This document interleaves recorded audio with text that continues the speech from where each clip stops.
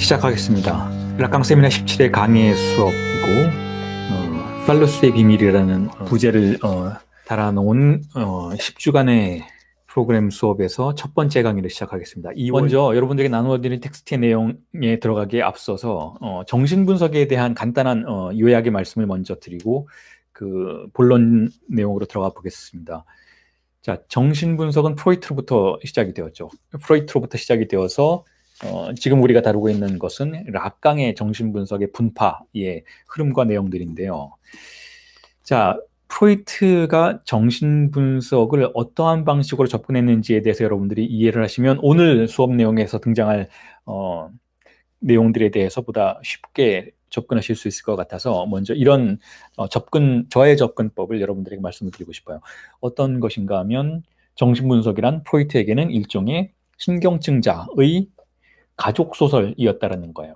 Le roman familial de Névrosè라고 표현을 하죠. 신경증자의 가족소설. 자, 이렇게 시작됐다라는 거죠. 신경증자의 가족소설. 자, 이게 무슨 뜻인가 하면 프로이트가 말하는 프로이트의 주요 연구 대상이었던 신경증자라는 그 병증은 무엇이었는가 하면 프로이트의 생각에 의한다면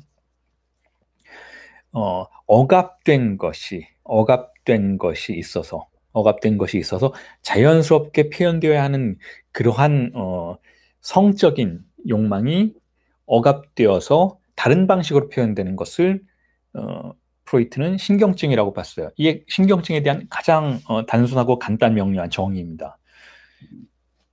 프로이트는 성충동이 자연스럽게 표현되지 못했을 때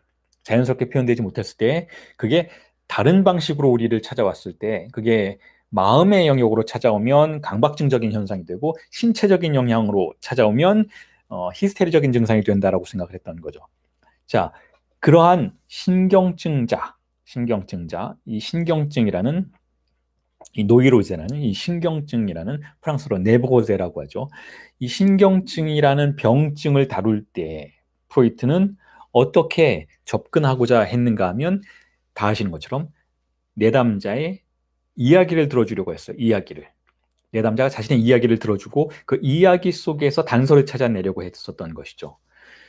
그리고 그 이야기를 들어보았더니 일종의 가족 소설과 같다라고 생각을 했던 거죠. 프로이트의 표현에 의한다면 일종의 가족 소설, 어린 시절에 가족 관계 내에서 벌어졌던 다양한 이야기들을 소설처럼 들려주었다라는 거예요. 하나의 서사로서 이야기로 들려주고 있었다라는 것이죠. 내담자들이.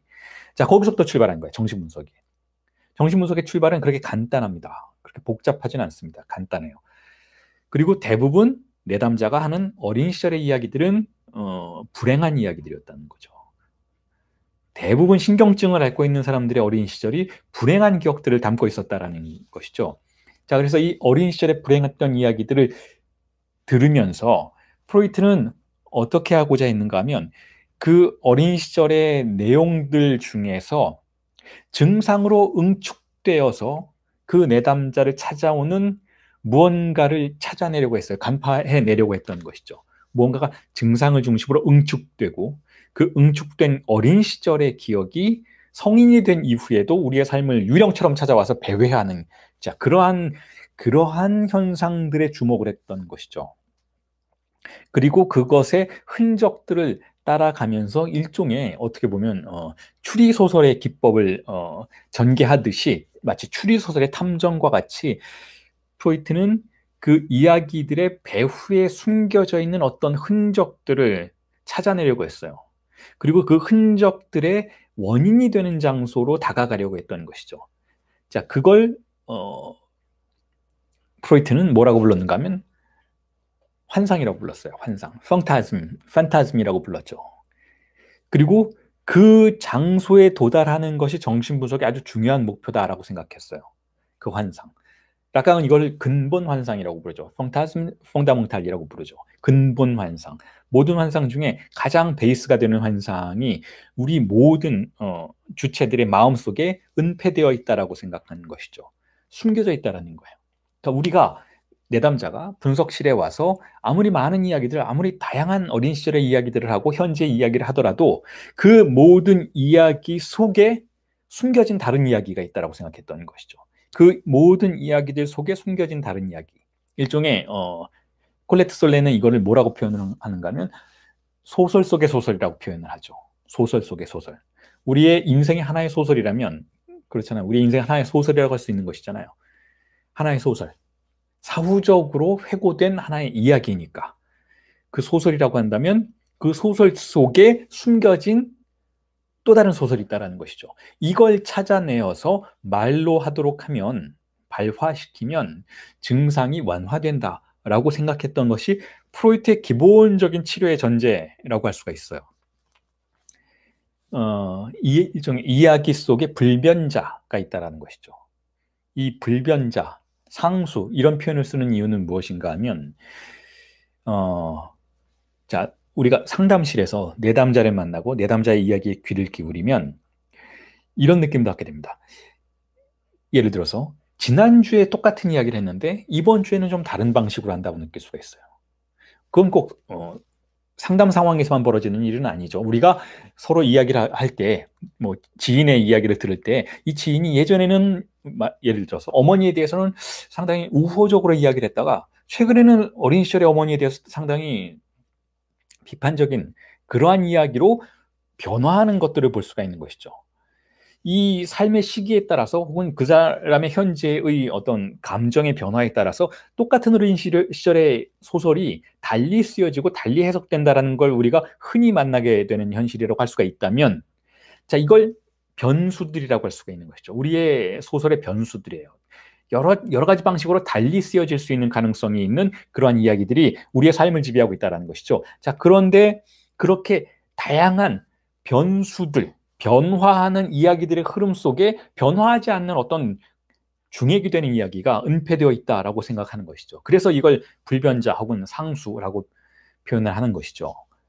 자, 그걸 찾아내야 한다는 거예요. 정신분석의 기본적인 태제가 그것이다라는 거죠. 프로이트가 자신의 치료법을 그렇게 발명해냈고 발견시켜 나가려고 했다라는 것이죠. 그래서 그걸 말하도록 하는 게 중요하다는 거예요. 은폐된 그 소설 속의 소설을 이야기하도록 하는 것이 중요하다는 것이죠. 모든 이야기는 우리가 표면적으로 말하는, 내담자가 말하는 모든 이야기들은 어떤 의미에서는 항상 미끄러지는 특성을 가지고 있다고 볼 수가 있어요. 항상 그 의미들이 미끄러져서 불명확하거나 변화하거나 어떤 보편적이지 않은 특성을 갖는다는 것이죠. 이전에 했던 이야기와 달라질 수 있다는 거예요. 삶에 살아가는 방식에 따라서.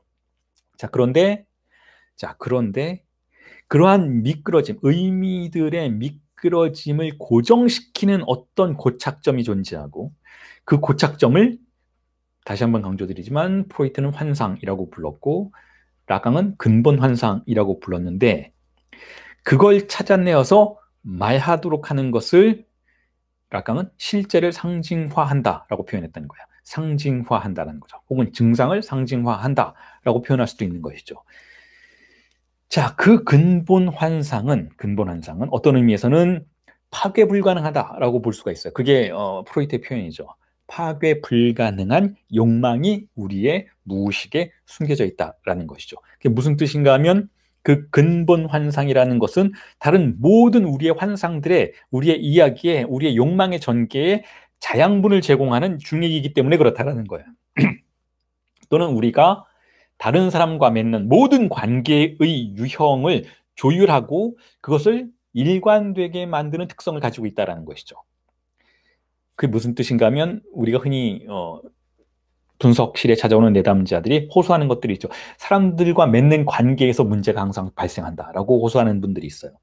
누구와 관계를 맺던, 누구와 사랑을 하던, 누구와 상사와 부하 직원의 관계를 맺건 혹은 어떤 사람과 만나서 친구 관계를 맺건 똑같은 방향으로 흘러가게 된다는 것이 자신의 삶의 유형이, 관계의 유형이 그렇다는 거예요. 그 관계의 유형이 그렇게 똑같은 방향으로 흘러가게 되는 이유는 그 주체의 무의식에 자리한 근본 환상이 상수로서 자리 잡고 있기 때문에 그렇다는 거예요. 변화하지 않는다는 것이죠. 변화하지 않고 동일한 자양분을 계속해서 제공한다는 것이죠.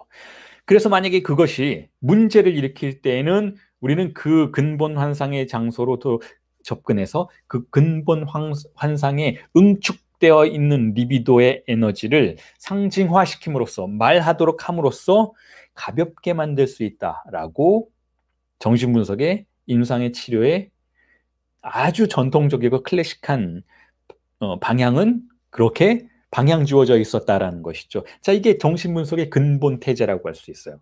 물론 락강에 와서 이와 같은 근본 태제는 많은 변화가 일어납니다. 하지만 제가 우선 먼저 여러분들에게 정신분석이 무엇인지에 대해서 규정해달라라고 질문을 받는다면 드릴 수 있는 근본적인 태제가 이와 같다라고 말할 수 있는 것이죠.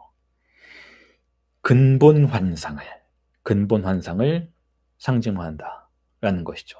그리고 이 근본 환상은 누구에게나 있다라는 거. 이건 꼭 병자들에게만 있는 게 아니고 말을 하는 인간 주체라면 누구나 이 근본 환상을 가지고 있다는 것이고, 이 근본 환상은 우리에게 알려지지 않은 지식이라는 거예요. 우리 자신에게 알려지지 않은 지식이라는 건 무슨 뜻인가 하면 억압되어 있다는 것이죠. 억압되어 있다는 건 무슨 뜻인가 하면 성충동과 연결되어 있다는 것이죠. 왜냐하면 이것도 역시 정신분석의 근본 태제이고 다 아시는 것처럼 근본 태제인데, 우리는 우리 자신의 성충동을 억압함으로써 공동체에서의 삶을 시작할 수 있었던, 문명에서의 삶을 시작할 수 있었던 특수한 언어적 존재라는 것이죠. 인간은 그렇게 구성되어 있다라고 정신분석은 규정함으로써 출발했던 것이니까. 그렇게 해서 모두에게 억압된 것이 있다라는 거예요. 그리고 이 모두에게 억압된 것 밑에 있는 그것을 근본 환상이라고 부를 수 있다라는 것이죠. 그리고 이 근본 환상이 우리의 모든 관계의 유형을 결정한다라는 의미에서 우리 모두는 병자라고 스스로를 간주하건 그렇지 않건 간에 삶을 살아가는 데 있어서 문제를 경험하건 그렇지 않건 간에 이 근본 환상을, 우리 자신도 모르는 어떤 종류의 지식을 우리의 무의식이 내재하고 있다라고 볼 수가 있는 것이죠. 어떤 의미에서는 바로 그 근본 환상을 무의식이라고 볼 수 있다는 거예요. 무의식이 뭐 대단한 것이 아니라 내가 알지 못하는 나에 관한 지식, 이 나의 마음속에서 나의 모든 행동에 관여하고 영향을 미치고 있다라고 본다면, 자, 그게 무의식이라는 거예요. 근본 환상이. 자, 그런데 프로이트가 이 근본 환상, 이 중액에 있는, 무의식의 중액에 있는 그 환상에 접근해서 그것을 완화시키려고 노력하고 그것을 변화시키려고 많은 시도를 했음에도 불구하고 상당히 어려움을 경험했죠. 프로이트가 그래서 그것을 일종의 암초와 같다라고 표현했던 것이기도 하고, 자신을 찾아온 내담자의 그 환상을 변화시키거나 환상에 집중되어 있는 리비도를 약화시키려는 많은 시도를 했지만 이것 자체가 변화할 수 있는 대상이 아니더라라는 것이 사실상의 프로이트의 고백이었던 것이죠. 변화 불가능하다라는 거예요. 파괴 불가능한 무의식의 욕망이 존재하는 것이고, 그걸 변화시키기가 거의 불가능에 가깝다라고, 일종의 교정 불가능한 무의식의 욕망이 존재한다라고 프로이트가 이야기했던 것이죠. 자, 그럼에도 불구하고 또한 우리가 정신분석의 임상 상황에서 이 근본 환상과 관련해서 경험하게 되는 새로운 현실들은 무엇인가 하면, 우리가 이 분석의 상황을 지속시키면 우리가 사실상 굳이 그리로 다가가려고, 접근하려고 의도하지 않는다 해도 내담자의 발화가 자신의 환상으로 우리를 반복적으로 데리고 가는 것을 느낄 수 있었다라는 것이죠. 이게 또한 프로이트의 경험이기도 하고 락강의 경험이기도 했던 것이죠. 우리를 매번 같은 곳으로, 분석가와 내담자를 매번 같은 곳으로 다시 돌아가게 만드는 어떤 힘이 존재한다라는 거예요. 어떤 끌어당기는 힘이 존재한다라는 것이죠. 그러니까 그 끌어당기는 힘은 사실상 내담자가 일반 생활을 하면서 느끼는 경험일 뿐만 아니라, 아까 말씀드렸던 것처럼 내담자가 누구와 관계를 맺건 누구와 어떤 상황을 경험하건 하게 되건 똑같은 문제 안으로 끌려 들어가는 것이 내담자의 증상이라고 말씀을 드렸잖아요. 자, 그런데 그러한 체험은 분석 상황에서도 예외는 아니었다라는 거예요. 내담자가 분석가와 특정한 관계를 맺기 시작하고 그 안에서 리비도가 발생하기 시작하고 욕망의 전개가, 변증법적 전개가 일어나기 시작하면 결국 분석가와 내담자도 똑같은 장소로 끌려 들어가게 된다는 것이죠. 그러니까 우리가 굳이 집중하지 않아도 사실상 우리는 근본 환상으로 접근해 들어갈 수 있는데, 락가니안 정신분석 혹은 프로이트를 기반으로 한 심리치료 정신분석가들이 다른 치료와 다른 것은 다른 특성을 보이는 것은 어떤 것인가 하면 그걸 알아볼 줄 안다라는 거예요. 그걸 알아보는 지식을 가지고 있다라는 거죠. 우리가 매번 동일한 장소로 들어갔던 그곳을 알아보는 그러한 지식을 가지고 있다라는 것이죠. 그래서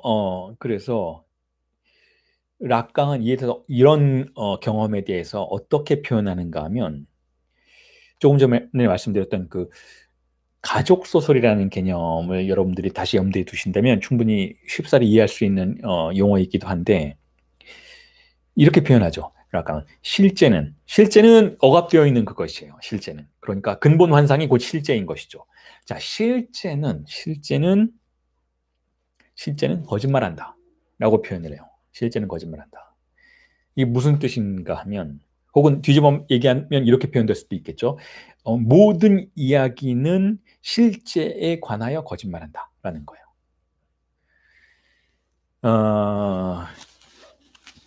왜냐하면 여기서는 이제 락강의 상징, 상상, 실제라는 그런 구분법이 우리에게 도움을 줄 수 있는데 우리가 정말 그곳에 있는 그것을 실제라고 부른다면 정신분석에서는 내담자의 실제는 바로 그 내담자의 모든 활동과 모든 체험과 모든 욕망의 전개의 원인이 되는 중액으로서의 바로 그 근본 환상이 실제인 것인데 이 근본 환상이 억압되어 있다라는 의미에서 그것은 우리에게 자신을 그대로 보여주지는 않아요. 자신을 그대로 보여주지 않고 증상의 형태로 보여주죠. 자, 그런데 그것에 대해서 우리가 이렇게 접근해 볼 수 있다는 거예요.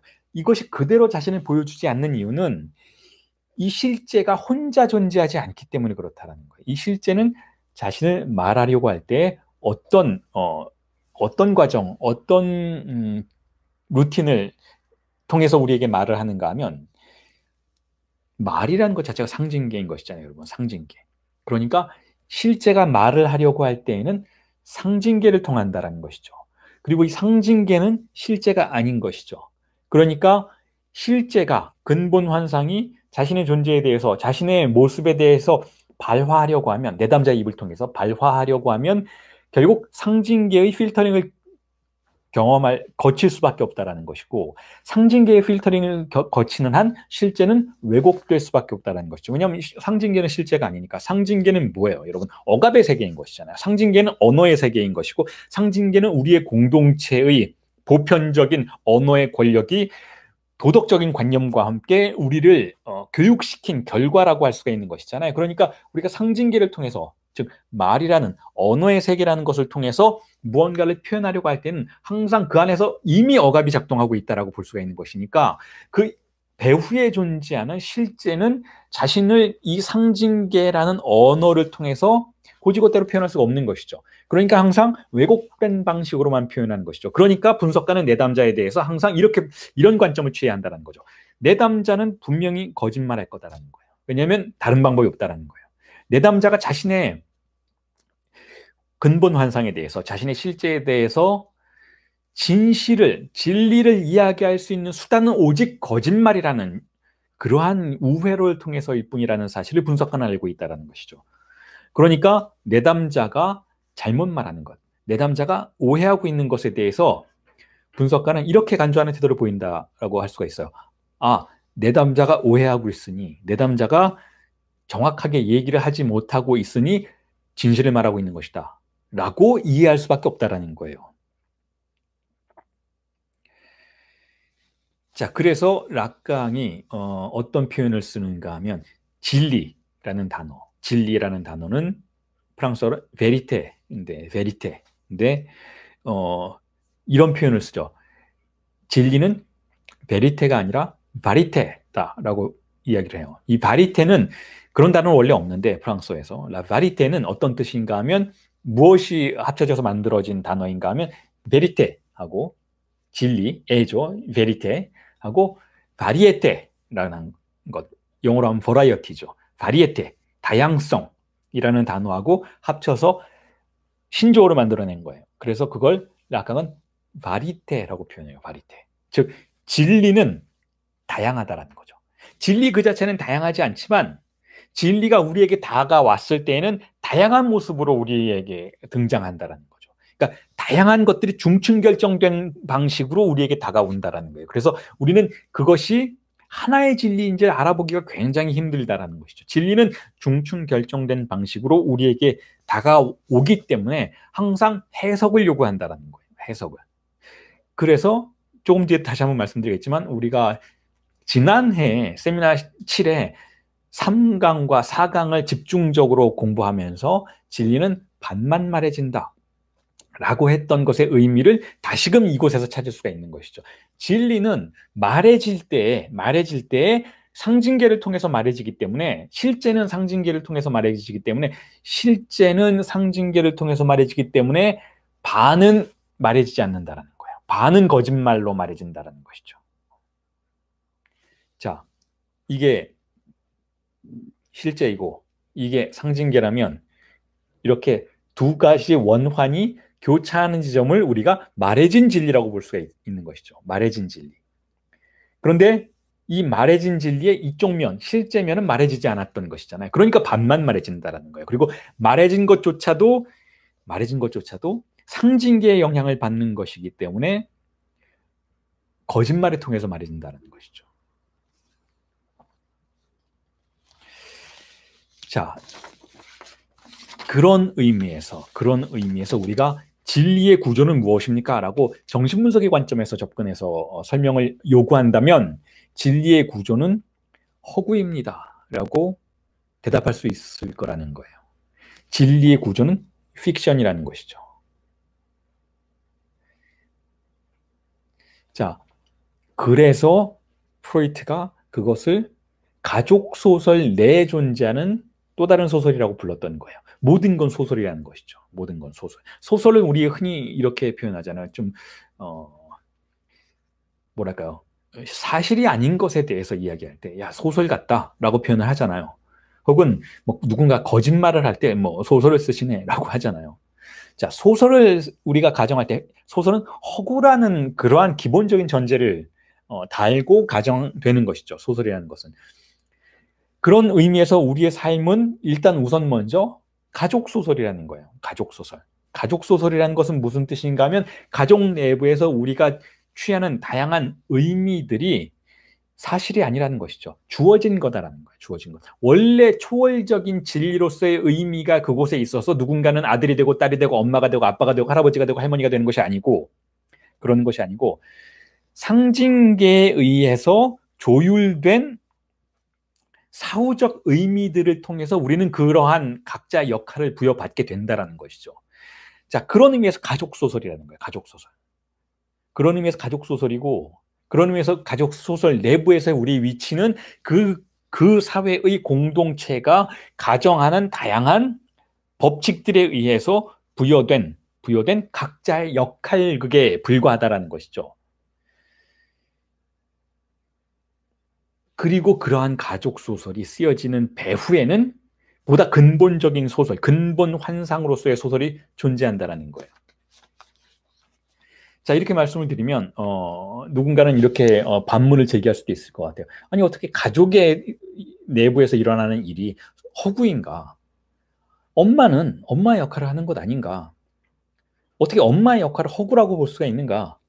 엄마는 모성애가 있지 않나? 그건 짐승들의 세계도 마찬가지 아닌가?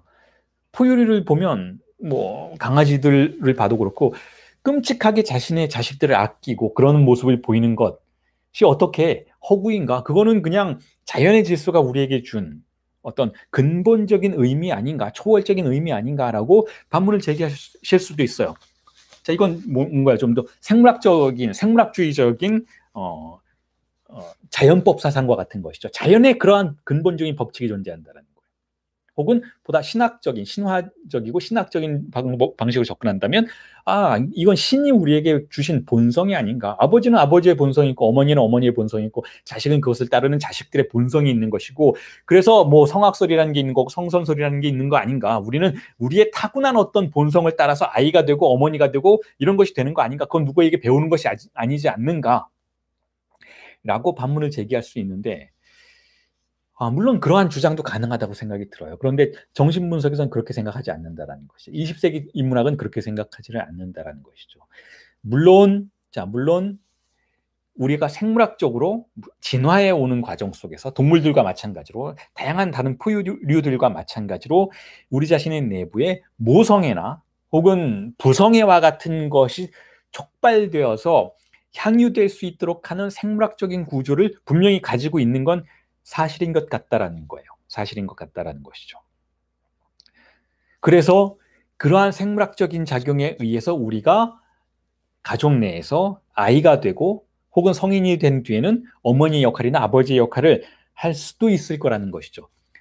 자, 그런데 그것이 전부는 아니라는 거예요. 그것이 전부는 아니고 그것은 오히려 굉장히 한정된 부분에 국한되는 것이고 그 나머지 부분을 무엇이 지배하고 있는가 하면 문화가 지배하고 있다는 것이죠. 누군가가 어머니가 되는 것은 어머니의 역할을 우리 공동체가 보여주었고 학습했기 때문에 누군가는 어머니의 역할 속으로 들어갔고 누군가는 자신의 모성애를 발휘할 수 있게 됐다는 것이고 누군가는 아버지의 역할 속으로 들어가서 자신의 부성애를 발휘할 수 있게 되었다는 거예요.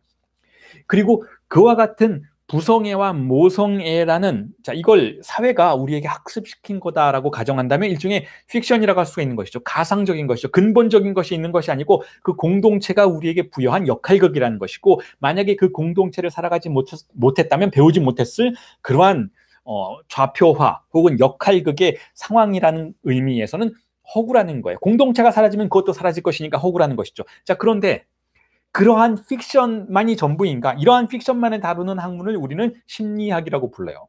사회적인 환경이 우리에게 그런 것들을 학습시켰다라고 가정하는 것을 토대로 해서 작동하는 학술적인 경향을 심리학이라고 부르죠.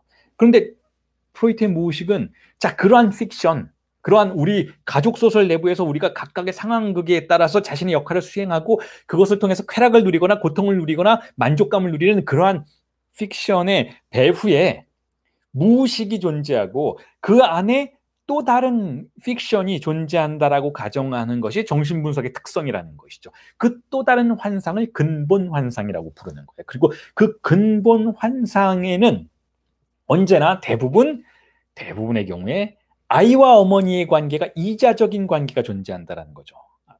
그 근본 환상의 가장 주요한 특징은 부모와 자식 간의 관계가 존재한다는 거예요. 그리고 그것에서 작동하는 욕망의 근본적인 구조가 이후에 존재하는 다양한 환상들을 지탱하는 동력으로 작동하게 된다는 거예요.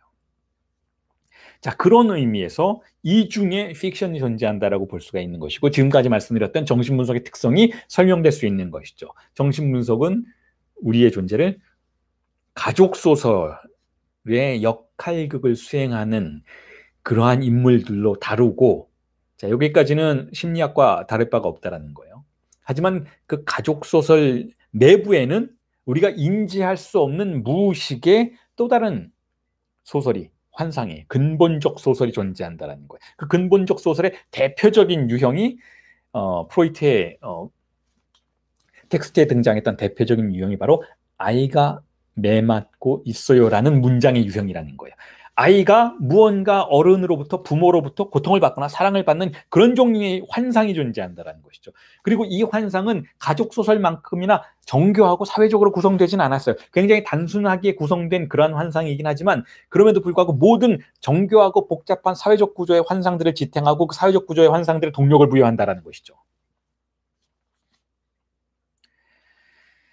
자, 그게 정신분석이 다른 심리학과 여타 심리학과 구분되는 그러한 부분 영역이기도 하고 또한 접근법이기도 하다라는 사실을 염두에 두신다면 지금부터 이제 본론으로 들어가겠습니다. 여러분들에게 나눠드린 텍스트를 지금부터 다루게 될 텐데요. 지금부터 여러분들에게 제가 설명드리고자 하는 부분에 대해서 조금 더 쉽사리 접근이 가능하실 거예요. 자, 제가 지금부터 여러분들에게 나누어드린 텍스트의 내용들을 설명드리고자 하는 주제는 무엇인가 하면 바로 팔루스와 주인 담화의 동일한 구조라는 거죠. 혹은 달리 말하면 팔루스의 구조는 주인 담화라는 주장이에요. 자, 이 주장을 락강이 하고 있지는 않아요. 락강이 하고 있지는 않지만 사실상 거의 비슷한 이야기를 하고 있어요. 세미나 17회 특히 5강에서 여러분들이 만나게 될 팔루스에 대한 다양한 해석과 논평들은 팔루스가 곧 주인담화의 구조를 가지고 있다라는 것을 간접적으로 언급하고 있는 내용들이라고 볼 수가 있는 것이죠. 그리고 이 팔루스는 무엇인가 하면 바로 가장 보편적 근본 환상이라는 것이죠. 자, 조금 전에 말씀드렸던 우리의 가족관계의 모든 것을, 가족관계에서 구성되는 모든 픽션의 토대가 되는 근본 환상이 존재한다라는 말씀을 드렸는데, 그 토대가 되는 근본 환상 중에서 가장 보편적인 근본 환상이 무엇인가 하면 바로 팔루스라는 거예요. 팔루스의 구조라는 것이죠. 그래서 이 팔루스의 구조가 우리의 모든 사회적 관계에 영향을 주고 모든 사회적 관계를 지배하고 모든 사회적 관계의 욕망의 변증법의 동력으로 작동하고 있다고 볼 수가 있는 거예요. 자, 그 부분에 대해서 이제부터 여러분들에게 설명을 드리겠습니다. 여러분들에게 나누어진 텍스트를 이제부터 보시면 될 텐데, 자, 이번에 강의를 처음 듣는 분들은 이 주인담화가 도대체 뭐야? 라고 말씀하실 수도 있어요. 지금까지 들어오셨던 분들은 사실상 특히 지난번 10주간의 프로그램에서는 주인담화에 대해서 집중적인 설명을 드렸기 때문에 익숙하시겠지만, 자, 지금부터 강의를 처음 듣는 분들은 주인담화에 대해서 의문을 제기하고 있으실 수 있기 때문에 제가 간단하게 여러분들에게 부연 설명을 해드리는 방식으로 강의를 이어나가면 이렇습니다. 자, 주인담화는 일단 여러분들에게 나누어드린 텍스트에 도식으로 그려져 있습니다. 한번 보시죠. 그 도식에는 2페이지에 있습니다. 2페이지의 도식에 주인담화의 수식이 그려져 있어요. 거기서 보시면은 S1이라는 게 있고, 그 밑에 짝대기가 있고, 그리고 빗금친 S가 있고, 그 다음에 화살표 방향 다음에 S2가 있고, 그 밑에는 A가 있어요. 자, 이게 주인담화의 구조인데, 일단 이제까지 수업을 들어오셨던 분들에게도 제가 다시 한번 강조드리고 싶은 바는 무엇인가 하면 바로 이 주인담화가 상징계의 시작점이라는 거예요.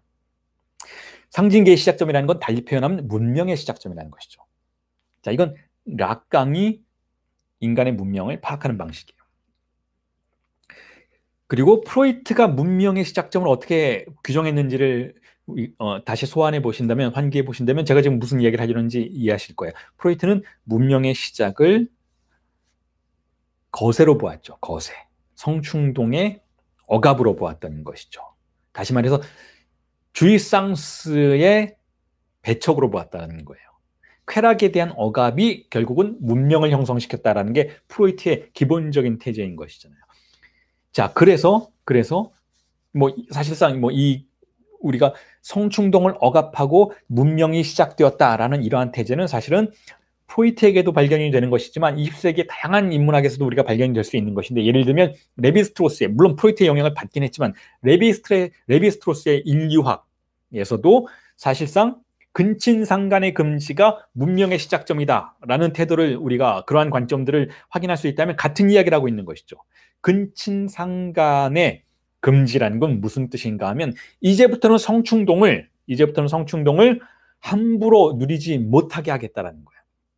자, 그러한 사건이 벌어진 이후에, 즉 성충동에 대한 무제한적인 허용이 금지된 이후에는 아주 제한적인 방식으로만 성충동을 우리가 표현할 수 있게 됐어요.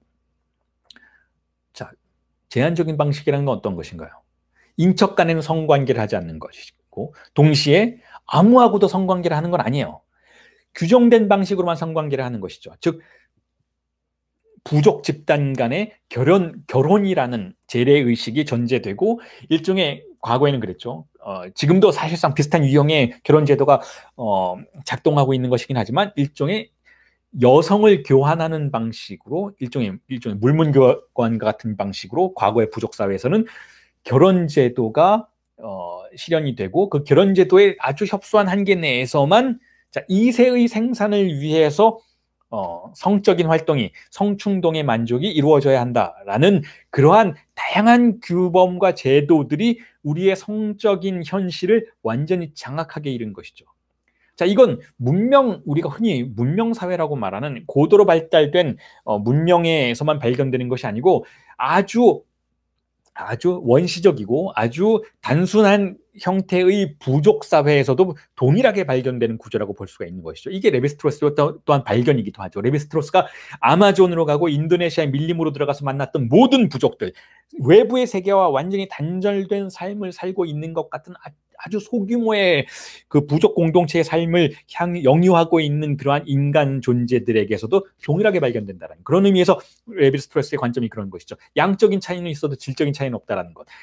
부족 공동체의 형태를 보이고 있는 아주 소규모 집단에서도 결국은 동일한 구조가 작동하고 있다라는 의미에서는 우리가 뭐 흔히 부족 공동체는 우리보다 열등한 존재다, 문명 세계보다 그들이 더 아주 원시적인 삶을 살고 있다라고 결코 볼 수 없다라는 거예요. 똑같은 구조를 가지고 있다라는 것이죠. 자, 그리고 그 구조의 근본 베이스가 바로 성충동의 억압이라는 거예요. 그리고 그 성충동, 약간은 주입상스라고 부르는 것이죠. 그 주입상스라고 부르는 그 성충동을 어떻게 억압하는가 하면 언어가 억압한다라는 거, 언어의 질서가 억압한다라는 것이죠. 우리는 어린 시절에 언어의 명령을 통해서 부모로부터 발화되는 그 명령을 통해서 우리 자신의 성충동을 억압한 그러한 사건 속으로 들어가게 되고, 그렇게 억압하는 언어의 근본적인 구조가 바로 주인 담화라는 거예요. 그래서 S1이라고 표기되는 것은 첫 번째 권력의 기표라고 볼 수가 있다는 것이죠. 모든 언어는 권력의 기표인데, 모든 언어는 결코 중립적이고 소통을 위해서 발화되지 않는다라고 제가 수차례 이전의 강의들에서 여러분들에게 설명을 드렸잖아요. 언어라는 것은 소통을 위한 것으로 시작되지 않았다라는 거예요. 언어는 소통을 위해서 우리가 무언가를 했었던 시절은 기호의 시절이었다는 것이죠. 동물들도 상당히 많은 기호를 사용할 수는 있지만 언어는 우리에게 그렇게 시작되지 않았다라는 거예요. 인간에게 언어는 명령어였다는 거죠. 명령어였다는 거예요. 그건 하지 마. 그거는 할 수 있지만 잠시만 해, 조금만 해 라는 방식으로 언어는 우리의 삶을 통제하고 규정하고 규범을 강제하는 역할을 하는 가장 주요한 수단이었다는 것이죠. 자, 그러니까 그 언어는 권력의 언어인데 그 첫 번째 권력의 언어를 우리가 락강이 S1이라고 가정해보자라고 추상적인 표현을 제안한 것이죠. 추상적인 표현을. 흔히 제가 이렇게 강의를 드리면 어떤 분들이 그런 말씀하실 때가 있어. 그 S1이 도대체 뭐냐?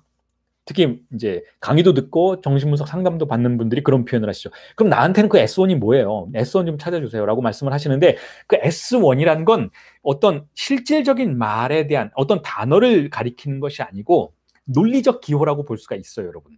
논리식에서 우리가 어떤 논리 수식을 가정하고 그게 실질적인 어떤 구체적인 사물을 제시한다라고 생각하지는 않는 것이잖아요. 혹은 수학에서도 마찬가지인 것이죠. 수학에서 1, 2, 3, 4, 5, 6, 7, 8, 90이라는 이 자연수, 소수점의 수들, 그것들은 자, 논리적으로 사유할 수 있는 가능성을 제공해주는 기호들인 것이지 실질적인 어떤 사물의 대상이라고 볼 수는 없는 것이잖아요.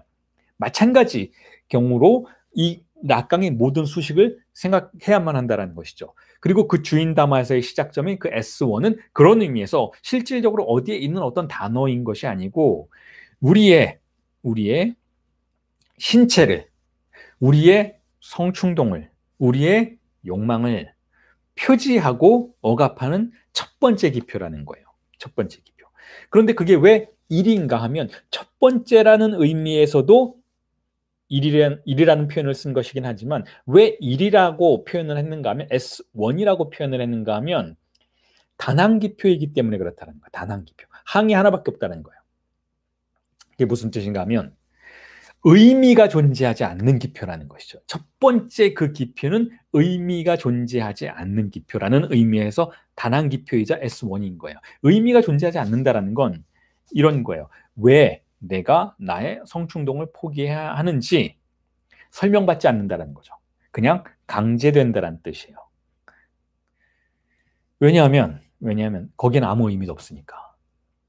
의미란 무엇인가 하면 조금 뒤에 의미가 무엇인지 대상과 담화 혹은 담화와 대상이라는 개념을 여러분들에게 설명드리면서 다시 한번 언급해드리겠지만, 의미라는 것은 사후적으로 발생하는 것이죠.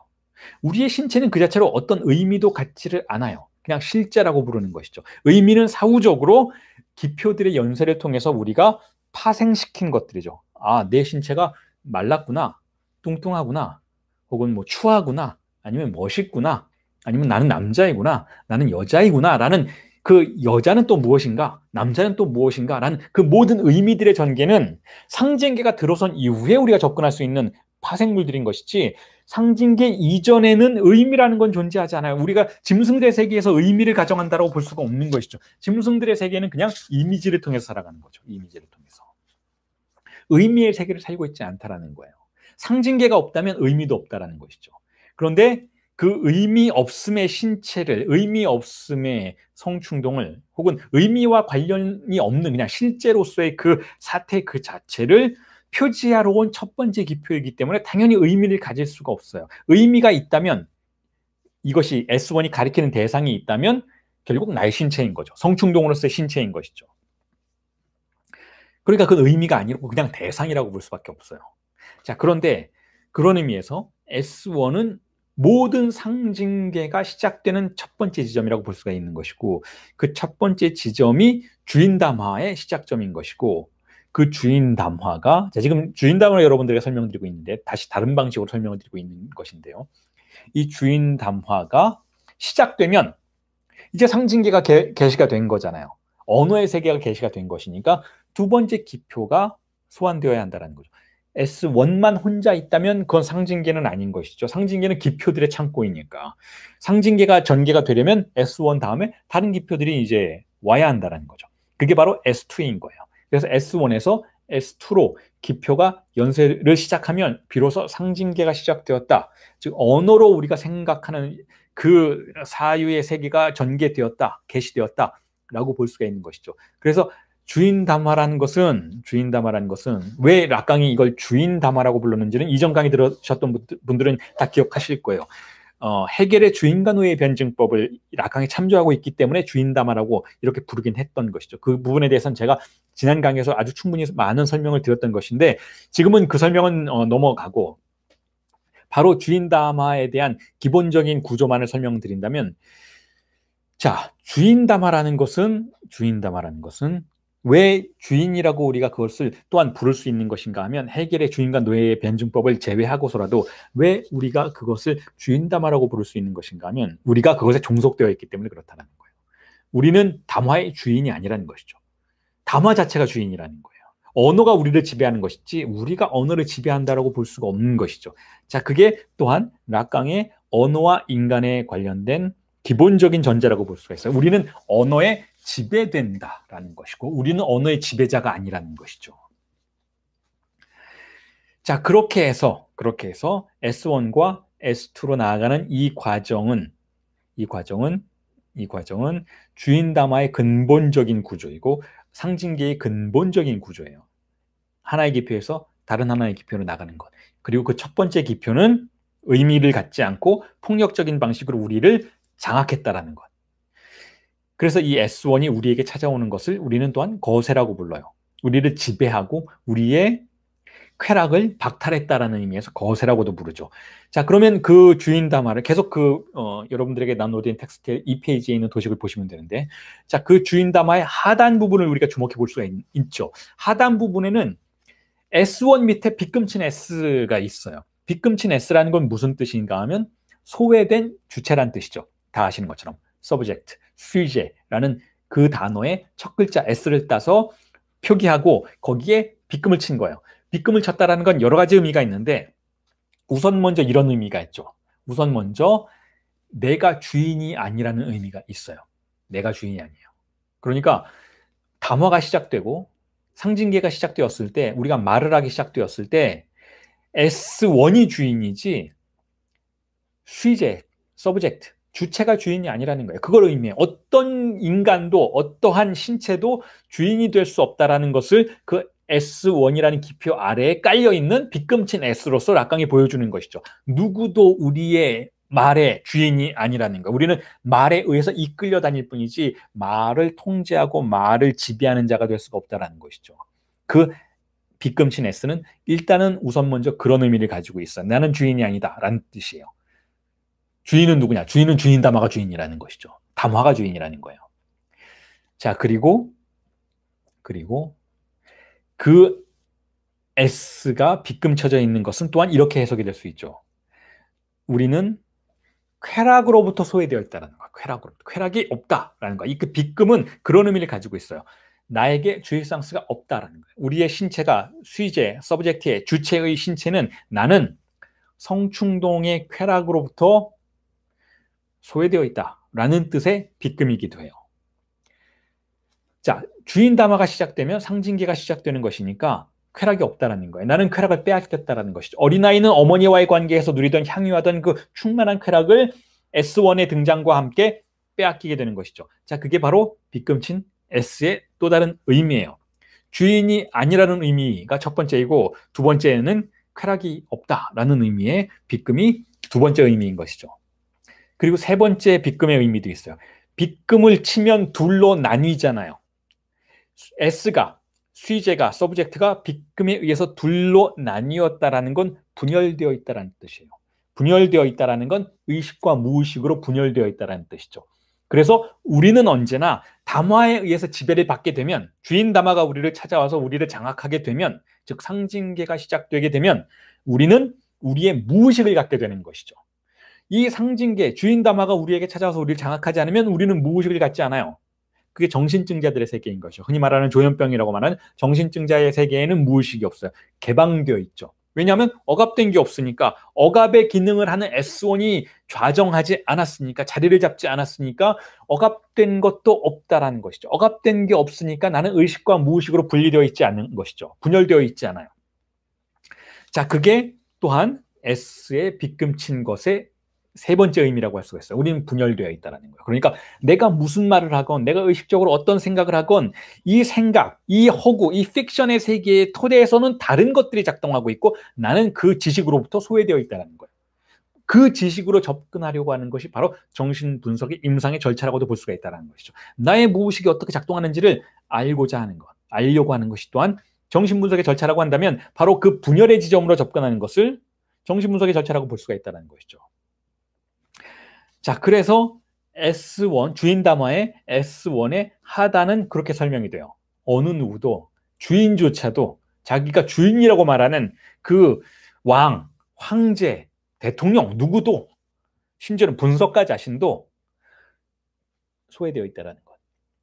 자, 그리고 오른쪽에 S2의 밑에 A가 있죠. A는 이제 다 아시겠지만 이전 수업 들으셨던 분들 다 아시겠지만 그거를 잉여향유라고 이제는 불러요. 예전에는 대상 A라고 불렀죠. 근데 지금은 그걸 대상 A라고도 부르지만 잉여향유라고도 불러요. 자, 이게 바로 아주 이번 강의에서도 이전 강의에서도 그랬지만 중요한 개념이 됩니다. 왜냐하면 주인 담화가 들어서면 아까 말씀드렸던 것처럼 S가 빗금 쳐지잖아요. S가 빗금 쳐진다는 건 우리에게 쾌락이 없어진다는 거예요. 성충동이 억압된다는 것이죠. 이 성충동의 억압, 근친상간적 성충동의 억압이 문명의 시작이라고 말씀을 드렸고 그게 레비스트로스와 프로이트의 교차하는 지점이라고도 말씀을 드렸는데 그렇다면 우리에게 아무것도 없는가? 쾌락이 없는가? 주의상스가 없는가? 우리의 신체는 남김없이 소외되어 있는가라고 한다면 그렇지 않다라는 거죠. 자, 일단 이렇게 생각하세요. S1에서 S2로 갔죠. 그러면 상징계가 자리를 잡은 거예요. 즉 언어가 우리를 장악한 것이죠. 문명이 우리를 장악한 것인데 그렇게 되면 그 S2의 밑에 무엇이 생기는가 하면 일단은 상실이 생겨요. 상실. 우리는 상실한 감각을 갖게 되는 것이죠. 상실했잖아요. 뭘 상실했나요? 성충동을 상실했잖아요. 어머니와의 충만한 신체의 쾌락을 상실했던 것이잖아요. 아이가 누렸던 온갖 종류의 쾌락을 다 상실해버렸잖아요. 상실했죠. 자, 이게 또한 정신분석의 근본 태제예요. 우리는 상실한 존재라는 것. 우리는 상실한 존재라는 것. 그래서 우리가 그렇게 상실에 민감하게 반응하는 것이죠. 여자친구와 헤어져도 슬퍼하고 남자친구와 헤어져도 슬퍼하고 강아지가 죽어도 슬퍼하고 고양이가 죽어도 슬퍼하고 인간만큼 슬픔에 아주 민감하게 노출된 존재가 없어요.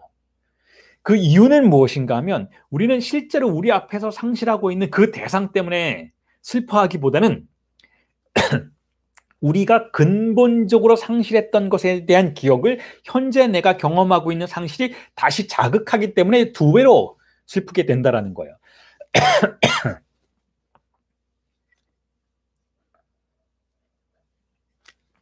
자, 그래서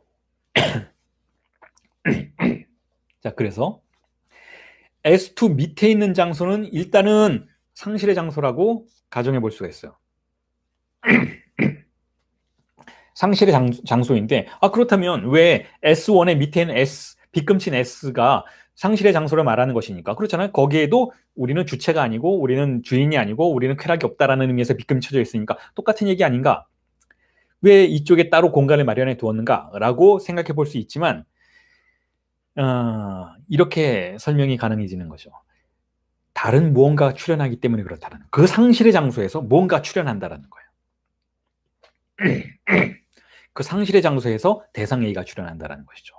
자, 그 상실의 장소에서 대상 A가 출현한다라는 이 관점까지는, 이것까지는 사실은 세미나 11의 논점과 상당히 유사한 내용이에요. 세미나 11에서 이미 대상 A라는 개념을 락강이 세공할 때에는 이미 우리가 상실한 존재이고, 상실된 그 장소에서, 그 공백의 장소에서 무언가가 유령들이 출현한다라고 가정하고, 그 상실의 장소에서 출현하는 유령을 네 가지로 구분을 했었어요.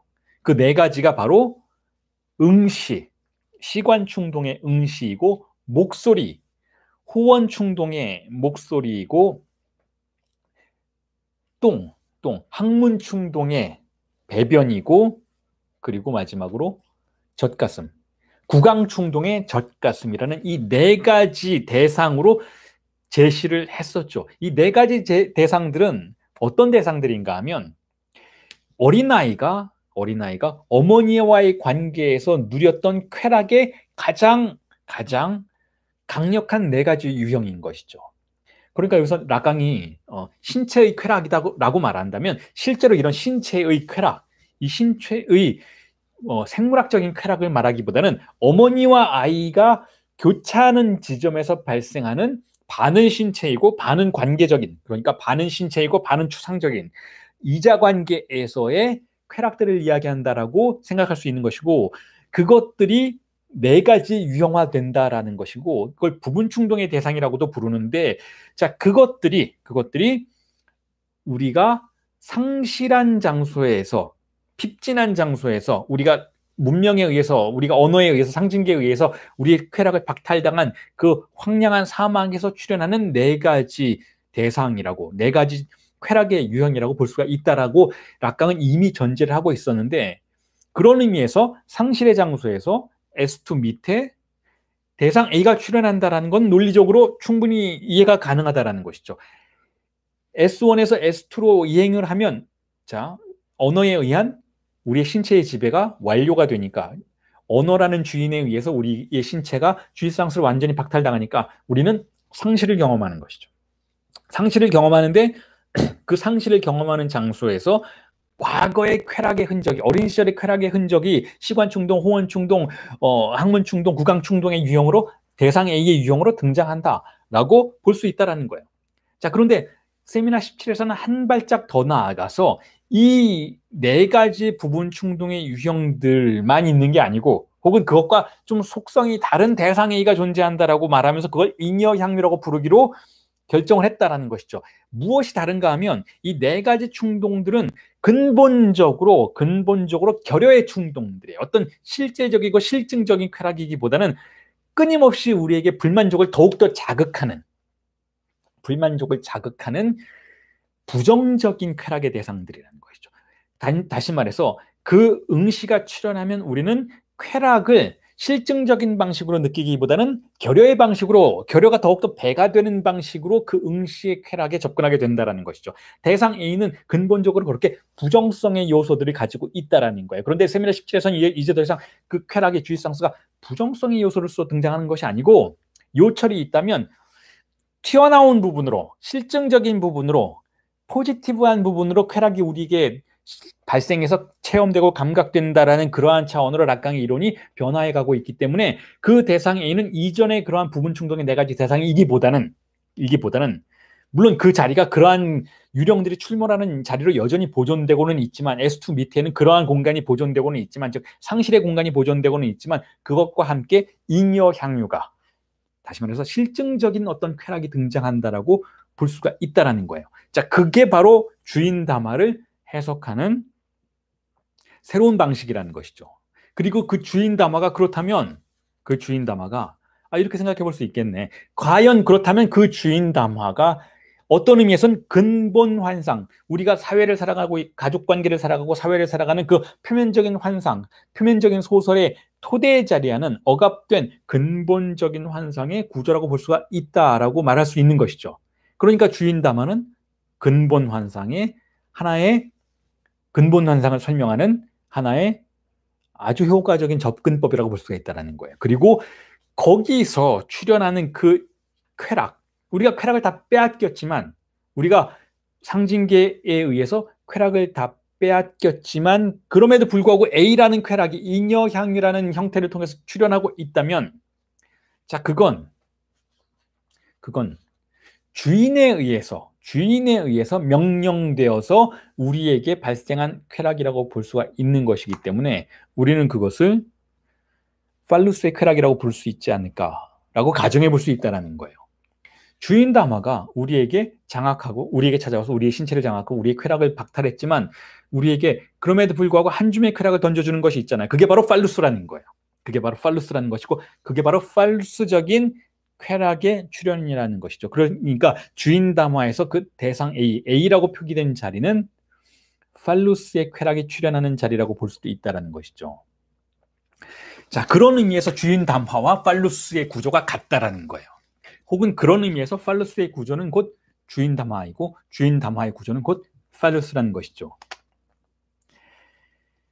그런데 여러분, 자, 팔루스에 대해서는 제가 이전 강의에서 여러 가지 방식으로 설명을 드렸지만 달리 이렇게 설명을 드려볼 수가 있어요. 팔루스는 무엇인가? 남근이라고 설명을 드렸잖아요. 남근이라는 것의 라틴어예요. 팔루스는. 그런데 팔루스는 락강이 초기에는 그것을 상상계적인 것으로 봤어요. 상상계적인 것으로 봤다는 것은 어떤 대상으로 봤다는 것이고 그 대상이 누구에게는 있고 누구에게는 없고 누구에게는 불완전하게 있어서 거세될 수도 있는 것이고 누구에게는 완전하게 있는 것처럼 보이고라는 그러한 대상인 것이죠. 자, 팔루스, 남근, 남자의 성기는 누구에게 완전하게 있나요? 상징적인 아버지에겐 완전하게 소유된 것처럼 보여요. 그런데 누구에게는 불완전하게 있나요? 남자아이들에게는 그게 불완전하게 있는 것처럼 보여요. 그리고 항상 거세의 위협 속에 노출된 것처럼 느껴지죠. 왜냐하면 남자아이가 여자나 엄마를 봤을 때, 여자 형제나 엄마를 봤을 때 없다라는 것이죠. 없다라는 건 여자니까 없는 거야 라는 생각은 우리가 의식적이고 상식적인 차원에서 접근할 수 있는 그러한 방식의 이해이지만, 그러나 우리가 욕망의 구조 차원에서는 없다라는 건 거세된 것처럼 마치 박탈당한 것처럼 느끼는 위협감 속으로 들어가게 된다는 것이죠. 그게 또한 프로이트가 우리의 성차에 관련해서 남근을 도입하면서 알려주는 새로운 이해의 방식이에요. 우리의 욕망에 관련해서, 우리의 성차에, 남녀 성별에 관련해서 그러한 방식으로 프로이트는 가정하고 있다는 거죠. 그게 무슨 뜻인가 하면, 달리 설명을 드리자면 팔루스는 여자에게는 없고 남자에게는 있는 당연한 생물학적인 대상으로 간주되기보다는 누구에게나 있어야 하는데 누구는 없는 것으로 간주되는 아주 소중한 대상처럼 간주된다는 것이죠. 그게 팔루스의 특성이라는 거예요. 우리가 어린 시절에 성차라는 지식으로 들어가면서 배우게 되는 사실상 모순된 지식이지만 그것이 우리를 지배하는 지식이라는 거죠. 자, 그래서 이 팔루스는 어떤 의미에서는 상상계적인 것으로 출발을 했어요. 상상계적인 대상으로 출발했다는 거죠. 누구에게는 있고 누구에게는 없고, 그래서 누구는 앞으로 커서 어른들처럼 가질 수 있는 것처럼 소망이 되기도 하고, 혹은 그것에 원천적으로 접근이 차단되는 존재들이 있죠. 예를 들면 여성들은, 여자아이들은 팔루스를 가질 수 없다라는 그러한 현실과 직면하게 되는 것이죠. 그럴 때 여자아이들이 성장하는 과정에서 취할 수 있는 또 다른 전략은, 또 다른 계략은 무엇인가 하면, 내가 팔루스를 가질 수 없다면 팔루스가 되는 거예요. 모두가 다 팔루스를 갖고 싶어 하니까. 남자애들이 다 그걸 갖고 싶어 하고 성장하는 과정에서 다 그걸 가진 사람에게 접근해서 그걸 어떻게 갖는지를 배우려고 하고 할 때, 여성의 경우에는 내가 만약에 그걸 가질 수 없다면 나는 팔루스가 되겠어, 나의 신체가 팔루스로서 제시되는 그러한 차원으로 과정 속으로 들어가겠어 라고 욕망의 무의식적인 욕망의 전략이 자신의 삶의 프로그램을 재편할 수 있게 된다는 거죠. 자, 그런 의미에서 팔루스는 상상계적인 이미지였지만, 자, 그것을 락강은 보다 근본적인 차원에서 상징화시키죠. 그래서 팔루스는 상징계의 기표라는 거예요. 그리고 상징계의 그 첫 번째 기표는 어떤 설명이나 어떤 의미도 없이 우리에게 찾아와서 자신이 마치 쾌락의 유일한 기표인 것처럼 제시하도록 된다라는 것이죠. 자, 그래서 이에 대해서 락강이 에크리에서 뭐라고 했는지를 여러분들에게 인용을 해드리고 또한 설명을 이어나가면 이렇습니다. 에크리의 549페이지에 원전에 표기된 표현인데 팔루스를 이렇게 표현해요. 여러분들 에크리 갖고 계신 분들 많이 계시잖아요. 번역본 갖고 계신 분들이 계신데 제가 이렇게 원전에 549페이지입니다라고 말씀을 드리면 그 국역본에도 원전 표기가 있습니다. 그 좌우에 보시면 원전이 표기되어 있어요. 그러니까 지금 원전에 549페이지면은 국역본에 뭐 한 570, 80페이지 정도 될 텐데 그 점에 가셔서 이 좌우로 표기된 원전 표기를 보시면 이 에크리의 원전 제가 인용하는 부분을 찾아내실 수가 있는데 거기서 락강이 정신병에 관련한 그 치료에 관련된 다양한 방향성들을 제시하면서 이렇게 이야기를 하죠. 팔루스는 무엇인가 하면 주체, 우리 자신, 주체의 형언 불가능하고 ineffable 그리고 어리석은 혹은 바보 같은 stupid한 실존 existence의 수수께끼를 애니그마죠. 애니그마 수수께끼를 풀어줄 열쇠로서 제시된다라는 거예요. 그게 팔루스라는 것이죠. 자, 이 문장은 조금 이렇게 분절해서 이해해 볼 필요가 있어요. 왜 우리의 존재가 수수께끼인가? 왜 그게 애니그마인가? 왜 그게 레니그미인가? 하면 자, 그게 왜 형언 불가능하고 어리석은 실존인가? 우리의 존재가 왜 그런 출발을 갖는가? 라는 시점에서부터 설명을 시작하면 보다 이해가 빠를 수가 있죠. 자, 이렇습니다. 형언 불가능하다라는 표현, ineffable이라는 표현은 우리의 신체가 상징계와 만나기 전의 상태를 말해요. 사실 형언할 필요가 없죠. 우리가 형언하다라는 건 말로 표현하다라는 것이잖아요. 말로 표현하다라는 건 사실은 말을 가진 자들의 세계에서나 필요한 이야기죠. 말이 없는 세계에서는 자신의 존재를 말로 표현할 필요가 없어요. 그래서 어린아이들은 그 상태로 그 자체로는 사실상 자신을 말로 표현할 필요도 느끼지 못하고 그냥 어머니와의 관계에서의 발생하는 다양한 쾌와 불쾌의 세계만을 살아가면 되는 것이죠. 어린아이가 아직 말을 배우기 이전의 단계에는 그런 삶을 살고 있고 그런 실존을 살고 있다고 볼 수가 있어요. 그래서 형언 불가능한 실존인 거예요. 형언 불가능한 실존. 아직 상징계가 들어오지 않았으니까 그 상징계를 통해서 말을 통해서 자신을 표현할 도리도 없고 방법도 없고 그럴 필요도 느끼지 못하는 것이죠.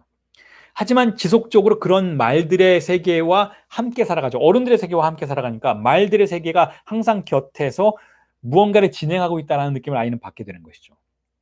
자, 그래서 누군가는 자신을 말로 표현하고 있는 걸 아이가 느끼게 돼요.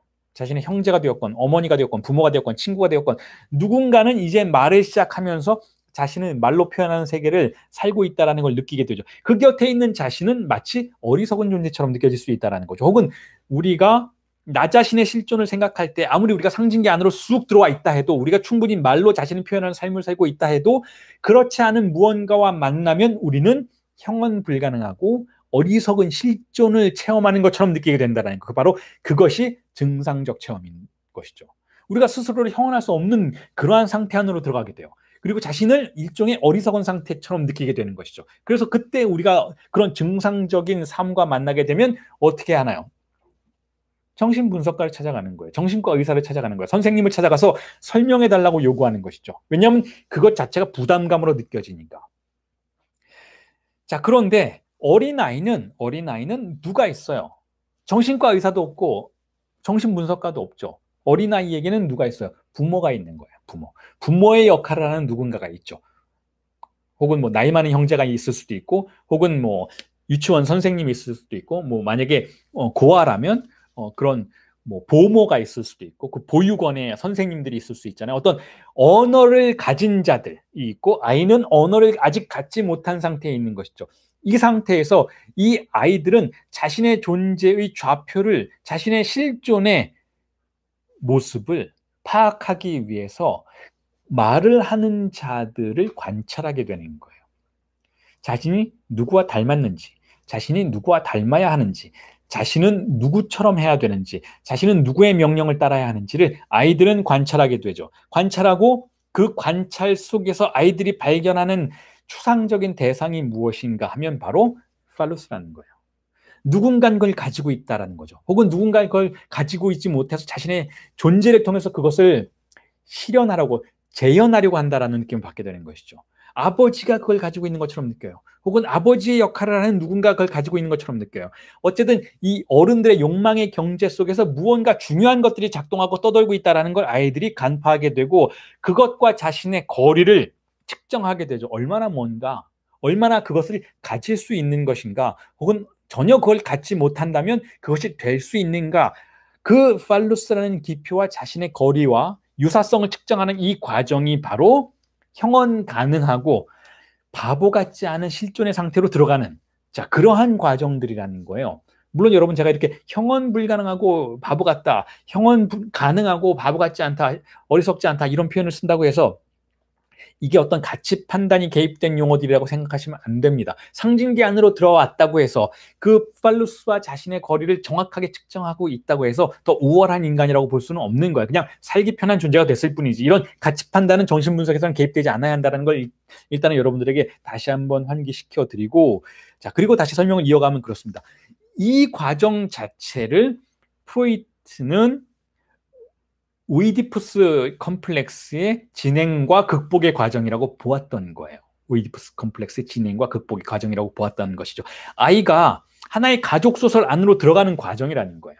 그래서 팔루스를 가진 자로서 아버지를 설정을 하고 팔루스를 갖지 못한 자로서의 어머니, 거세된 존재로서의 어머니, 능력이 없고 무능한 존재로서의 어머니를 설정을 하고, 왜냐하면 어머니가 능력이 있다는 걸 상징계를 받아들이지 않을 수도 있다는 거예요. 하지만 어머니가 능력이 없다는 걸 받아들이는 것이죠. 상징계에서의 권력을 갖지 않은 존재라는 걸 받아들이는 거예요. 물론 아버지도 상징계로서의 권력을 갖지는 못했어요. 아버지 배후에 존재하는 어떤 추상적인 권력이 이 모든 부모들을 장악하고 있고 자신 그러한 장악의 권력을 받아들여야 하고, 그렇기 때문에 자신은 자신의 거세를 받아들여야 한다, 혹은 거세 위협에 자신을 노출시켜야 한다라는 그러한 현실적인 체험을 하게 되는 것을 오이디푸스 컴플렉스의 극복의 과정이라고 볼 수가 있다면, 이 과정 자체는 바로 아이가 어머니와의 이자 관계에서 삼자 관계로 들어가는 과정이라고 볼 수가 있는 것이죠. 그리고 여기서 가장 중요한 역할을 하는 것이 바로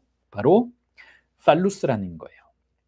팔루스가 하나의 기표로서 우리에게 우리가 가지고 있는 어머니와의 쾌락을 포기하도록 만드는 것이죠. 그러니까 팔루스가 만약에 일종의 쾌락의 기표라고 한다면 결국 근본적인 쾌락을 포기하도록 만드는 잉여 향유의 기표라고 볼 수가 있다는 것이죠.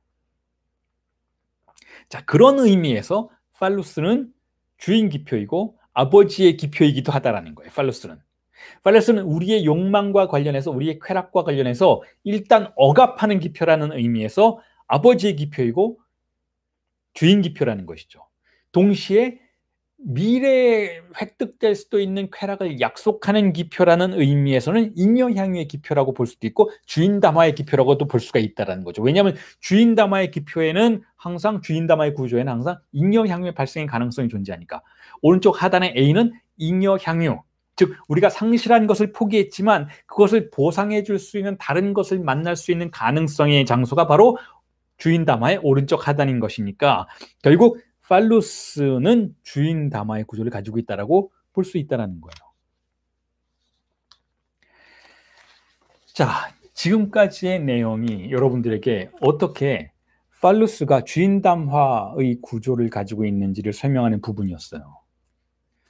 자, 그걸 다시 S1이라는 기표에 집중적으로 주목을 하면서 설명을 다시 전개하면 이렇습니다. 자, S1은 이미 말씀드린 것처럼 S1은 상징계의 시작이에요. 문명의 시작인 것이죠. 그리고 S1은 그런 의미에서 명명하는 기표예요. 명명. 우리의 신체를 표지하는 기표인 것이죠. 명명하는 기표예요. 그리고 우리를 좌정시키는 기표예요. 제가 좌정이라는 표현을 자주 씁니다. 이 좌정이라는 표현은 강신무에서 귀신을 드린다라는 그런 의미의 표현이기도 한데 앉힌다라는 거예요. 앉힌다라는 표현이죠. 락강도 이런 표현을 자주 써요. 좌정이라고 우리말로 이렇게 번역하는 용어의 어떤 등치가 가능한 그런 표현들을 자주 쓰는데 앉힌다, 자리를 앉힌다, 자리 잡게 한다라는 표현을 쓰죠. 아스와흐라는 표현을 써요. 아시스 혹은 아스와흐라는 표현을 쓰는데 자리에 앉게 하다라는 뜻이죠. 자리에 앉게 하다라는 것은 그 좌표에 들어가서 앉게 하다라는 뜻이에요.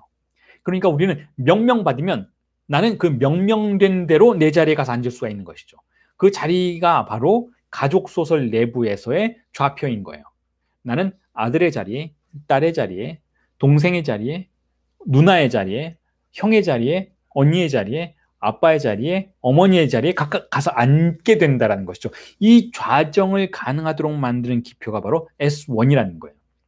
그리고 이 S1이 이렇게 우리를 가족의 장소 이곳저곳에 좌표에 앉게 만들 수 있는 것에는 기준이 필요하다는 것이죠. 그 기준의 역할을 하는 것이 또한 바로 팔루스라는 기표라는 거예요. 팔루스는 누군가는 가지고 있고 누군가는 가질 수도 있고 누군가는 전혀 갖지 못하니까 되어야 하고 누군가는 많이 가졌고 누군가는 조금 가졌고 누군가는 아주 느리게 갖고 누군가는 빨리 가질 수 있는 것과 같은 그 욕망의 세계를 구성해내는 하나의 중심점이라는 거죠. 그게 팔루스라는 거예요. 그리고 이 팔루스가 지배하고 이 S1이 지배하는 이 가족 소설의 이 픽션의 장소는 결국 우리 사회 공동체 전체의 장소라고도 볼 수가 있어요. 왜냐하면 이 가족 공동체 내부에서의 관계가 사회 공동체 내부에서 반복되니까, 변주될 뿐이니까. 그러니까 우리 사회 공동체 전체가 언어에 의해서 지배를 받는 한 그게 어떠한 공동체가 되었건 어디나 비슷하다라는 것이죠. 서양에 가도 동양에 가도 아마존에 가도 인도네시아에 가도 어떤 부족 공동체를 만나건 우리는 굉장히 유사한 방식의 삶을, 욕망의 삶을 살아가는 것을 이해할 수 있게 된다는 거예요. 어떤 공동체에 가도 근친상간이 불가능해요.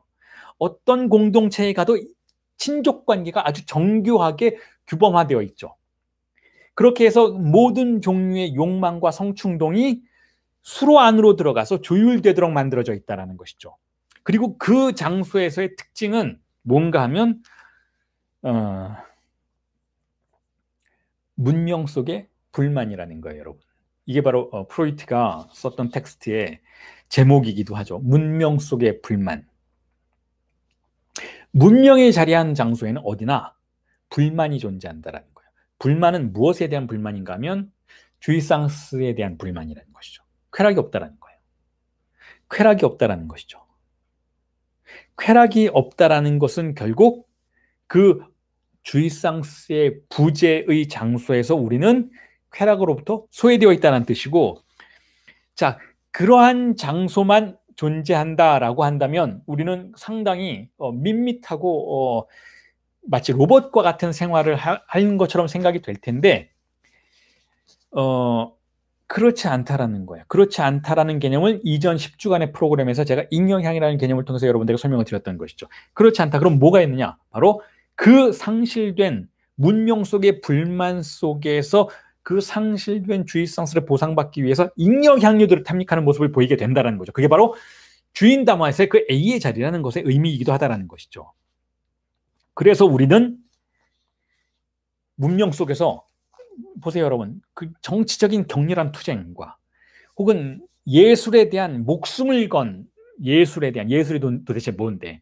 예술에 대한 목숨을 건 욕망과 사랑에 대해서 광적으로 집착하는 태도 혹은 종교적인 광신 혹은 전쟁에 대한 광증 속에서 우리는 바로 그 상실된 것을 다른 유형의 형태로 보상받고자 하는 인간의 모순된 의지들을 만나게 된다는 거죠.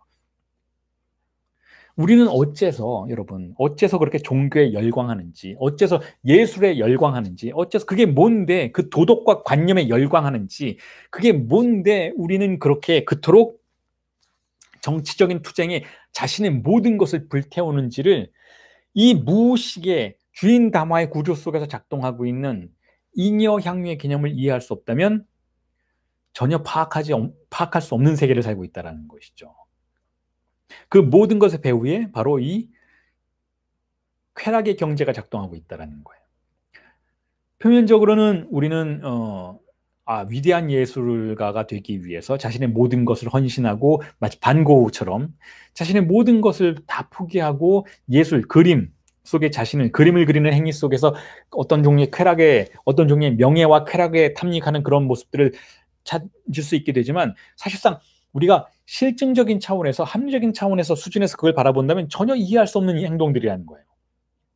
종교도 마찬가지인 것이죠. 우리가 이토록 제가 지난 수업에서도 수도 없이 강조해 드렸지만 이토록 문명이 발전하고 과학이 발전하면 발전할수록 우리는 종교가 더욱더 성장하는 것을 경험하게 되는데 우리가 만나게 되는 그 종교의 모습은 우리가 지금 경험하는 문명의 합리적인 수준보다 전혀 다른 형태의 모습을 보이고 있다는 거죠. 점점 더 종교는 광적이 되어 간다는 거예요. 왜 그럴까? 왜 우리는 그 광적인 종교에 몰입을 하게 될까? 우리가 최근에 들어서 이 코로나19의 팬데믹 현상 속에서 특히 한국 사회에서 만나게 되는 것은 우리가 몰랐던 것이죠. 우리가 교회에 다니지 않거나 혹은 우리가 소박한 방식으로 교회에 다니던 분들이 만나게 되는 것은 교회가 가지고 있는, 좋게 말하면 열정의 차원이에요. 사회 공동체의 모든 사람들이 전염병에 의해서 죽어간다 해도 나는 신의 진리를 믿겠다라는 열정인 것이죠. 긍정적으로 표현하면 그렇고 부정적으로 표현한다면 광기인 거죠. 우리 공동체가 전염병에 의해서 병들어가고 죽어가고 경제가 다 무너져 가도 신은 우리를 구원해 줄 것이라고 하는 그 광기를 만나게 되는 것이죠. 그 광기는 도대체 어디서 오는 건가? 도대체 우리가 지금 중세를 살고 있는 것인가? 중세에는 과학도 없었고 중세에는 우리가 알 수 있는 합리적인 그와 같은 방도들이 없었어요. 그렇기 때문에 종교에 헌신하고 종교에 몰입하고 종교를 광적으로 신봉하는 것을 이해할 수는 있게 됐었지만 지금 21세기에 도대체 우리가 만나게 되는 이 종교의 광기는 무엇인가라고 질문을 던져볼 수 있다는 것이죠. 그건 바로 우리가 지금 경험하고 있는 이 합리적인 수준, 이 합리적인 과학과 인문학의 수준과는 전혀 관계가 없다는 거예요. 오히려 이 합리적인 상징계가 더 비대해지면 비대해질수록 우리는 쾌락을 박탈당했다라는 불만족, 문명 속의 불만 안으로 들어가게 되고 이 불만족 속에서 우리는 종교적인 광기의 형태로 잉여 향유를 탐닉하는 그런 태도를 보이게 된다는 거죠. 그래서 종교에서는 광적인 신앙이 폭발하게 되고 미디어의 세계에서는 일배가 폭발하게 되고 일배에 대응하는 다른 형식의 또 다른 광기들이 폭발하게 되는 것이죠. 이게 바로 잉여 향유라는 개념을 통해서 우리가 이해할 수 있게 되는 다양한 사회적 현상들이라는 거예요. 주인 담화가 우리를 지배하고 그 주인 담화가 우리를 점점 더 많이 장악해서 이후에 여러분들에게 설명드리겠지만 대학 담화의 형태로 혹은 히스테리 담화의 형태로 다양한 방식으로 변주는 되고 있지만 그럼에도 불구하고 여전히 우리를 지배하고 토대로 자리하고 있는 건 주인 담화예요. 주인 담화는 변화하지 않습니다. 주인 담화는 상징계가 작동하는 한 아무리 우리의 과학이 발달해도 그래서 대학 담화가 세계를 지배하는 현상이 일어난다 해도 어쨌든 그 토대에서 지탱하고 있는 것은 주인 담화인데 그 주인 담화의 영역에서 상실의 차원에서 발생하는 대상 A는 그 주인 담화가 우리에게 약속해준 합리성과 상식의 세계를 배반하는 형태일 거라는 것이죠. 그리고 그 주인 담화는 결국 다시 돌아가서 말씀을 드리자면 팔루스의 담화 그 자체라는 거예요. 왜냐하면 주인 담화는 결국 억압과 보상을 함께 약속하고 있기 때문에 그 보상의 유형이 바로 팔루스라는 것이죠. 그래서 지금까지 말씀드렸던 걸 정리를 해본다면 팔루스라는 개념을 통해서 다시 한번 정리를 해드린다면 자, 팔루스는 두 가지 기능을 한다라고 볼 수가 있어요. 하나는 쾌락의 기능을 해요. 쾌락의 기능. 그리고 또 다른 하나는 존재를 표기하는 기능을 한다라고 볼 수가 있는 것이죠. 쾌락의 기능은 자, 팔루스가 쾌락의 기능을 한다라는 것은 주인 담화 안에서 오른쪽 하단에서 그것을 발견할 수 있기 때문에 그렇다라고 볼 수가 있어요. 쾌락의 기능을 한다라는 것은 S1의 억압에도 불구하고 출현한 무엇이다라는 거죠. S1의 억압에도 불구하고 S1에서 S2로 진행되는 상징계의 실현에도 불구하고 그 밑에서 증상처럼 출현하는 게 바로 팔루스라는 거예요. 제가 증상이라는 표현을 썼던 이유는 무엇인가 하면 이전 수업 들으셨던 분들은 알겠지만 아버지도 증상이고 이제는 팔루스도 증상이라고 볼 수가 있죠. 왜냐하면 증상이란 무엇인가 하면 억압에도 불구하고 출현해서 주입상스의 효과를 불러일으키는 것을 그걸 증상이라고 부르잖아요. 증상의 규정이 그것이죠. 자, 증상이라는 규정을 다시 한번 짚어드리겠습니다. 정신분석에서 증상 그러면 프로이트는 이렇게 생각했어요. 우리가 이후의 강의들에서 세미나 17의 6번째 강의로 넘어갈 때 여러분들에게 집중적으로 설명해 드릴 프로이트의 사례이기도 하지만 도라 사례를 예로 들자면 이래요. 도라는 본명 이다죠. 도라는 프로이트의 생각에는 이랬어요. 왜 도라가 이렇게 다양한 방식의 모순된 행동들을 보이는가, 모순된 태도를 보이고 그리고 동시에 신체적인 증상들을 보이는가. 왜 기침을 하고 그렇죠? 구역질을 느끼고 뭐 이렇게 두통을 느낀다든지 뭐 복통을 느낀다든지 왜 이렇게 신체적인 생물학적인 원인을 알 수 없는 이런 신체적인 고통을 느끼는가에 대해서 프로이트는 이렇게 생각했어요. 도라가 그 K라는 남자에게 성추행을 당하죠. 성추행을 당했을 때 일반적으로 14살부터 성추행을 당했어요. 당했는데 일반적으로는 그렇게 성추행을 당했을 때는 그 성적인 자극이 성적인 것으로 해석되어야 하는데, 다시 말해서 성적인 쾌감을 느껴야 하는데 도라는 그걸 받아들일 수가 없었던 거예요. 도라의 무의식은 그걸 받아들일 수가 없었어요. 억압이 일어났다라는 거죠. 억압이 과도하게 일어났다라는 것이죠. 그래서 성적인 접근이 성적인 것으로 표현되지 않고 성적인 접근이 억압 상태에서 다른 걸로 표현된 거예요. 이 다른 것이 바로 증상이라는 거죠. 다른 것. 프로이트가 증상을 바라보는 관점은 이랬어요. 굉장히 간단 명료합니다. 성충동이 우리에게 다가왔을 때 우리는 방어한다라는 것. 그리고 그 방어가 이야기하는 잘못된 장소에서의 성충동의 주입상스의 출현을 프로이트는 증상이라고 해석했다라는 것이죠. 자, 그러니까 증상이라는 것의 규정은 무엇인가 하면 억압에도 불구하고 우리에게 출현한 것을 증상이라고 부른다는 거예요. 억압에도 불구하고. 억압되었다면 억압된 채로 남아있던가 아니면 억압이 되지 않아도 될 정상적인 루틴을 통해서 즉 성충동이 성충동으로 해석되어서 성적인 쾌락으로 이해되던가 해야 되는데 억압된 것이 잘못된 장소에서 우회된 장소에서 출현한 것을 증상이라고 부를 수 있다라고 프로이트는 생각했다라는 거예요. 자, 그렇다면 왜 팔루스가 증상의 구조를 가지고 있는지를 설명할 수 있는가 하면 팔루스는 결국 억압된 어머니와의 주입상스에 대해서 다른 장소에서 발견된 쾌락인 것이니까 증상이라고 볼 수 있다는 거죠. 그런데 그 증상으로서의 팔루스가 상당히 보편적이라는 거예요. 그러니까 우리가 신경증자로서 가지고 있는 모든 증상들 중에서 가장 흔하게 발견되고 가장 허용된 것으로서의 증상이 바로 팔루스라고 볼 수가 있다는 것이죠. 자, 그런 의미에서 팔루스는 증상이고 증상이니까 주입상수와 관련이 되는 것이죠. 증상은 잉여향유에 관여하는 것이니까 그러니까 쾌락의 기능을 갖는다라는 거예요. 그리고 동시에 그것이 다른 증상들과 다른 점은 무엇인가 하면 팔루스가 만약에 증상이라면 다른 증상들과 다른 점은 무엇인가 하면 팔루스는 그것이 보편적인 증상인 만큼 그것과 관련해서 존재의 좌표를 표기할 수 있는 가능성을 가져다 준다라는 거예요.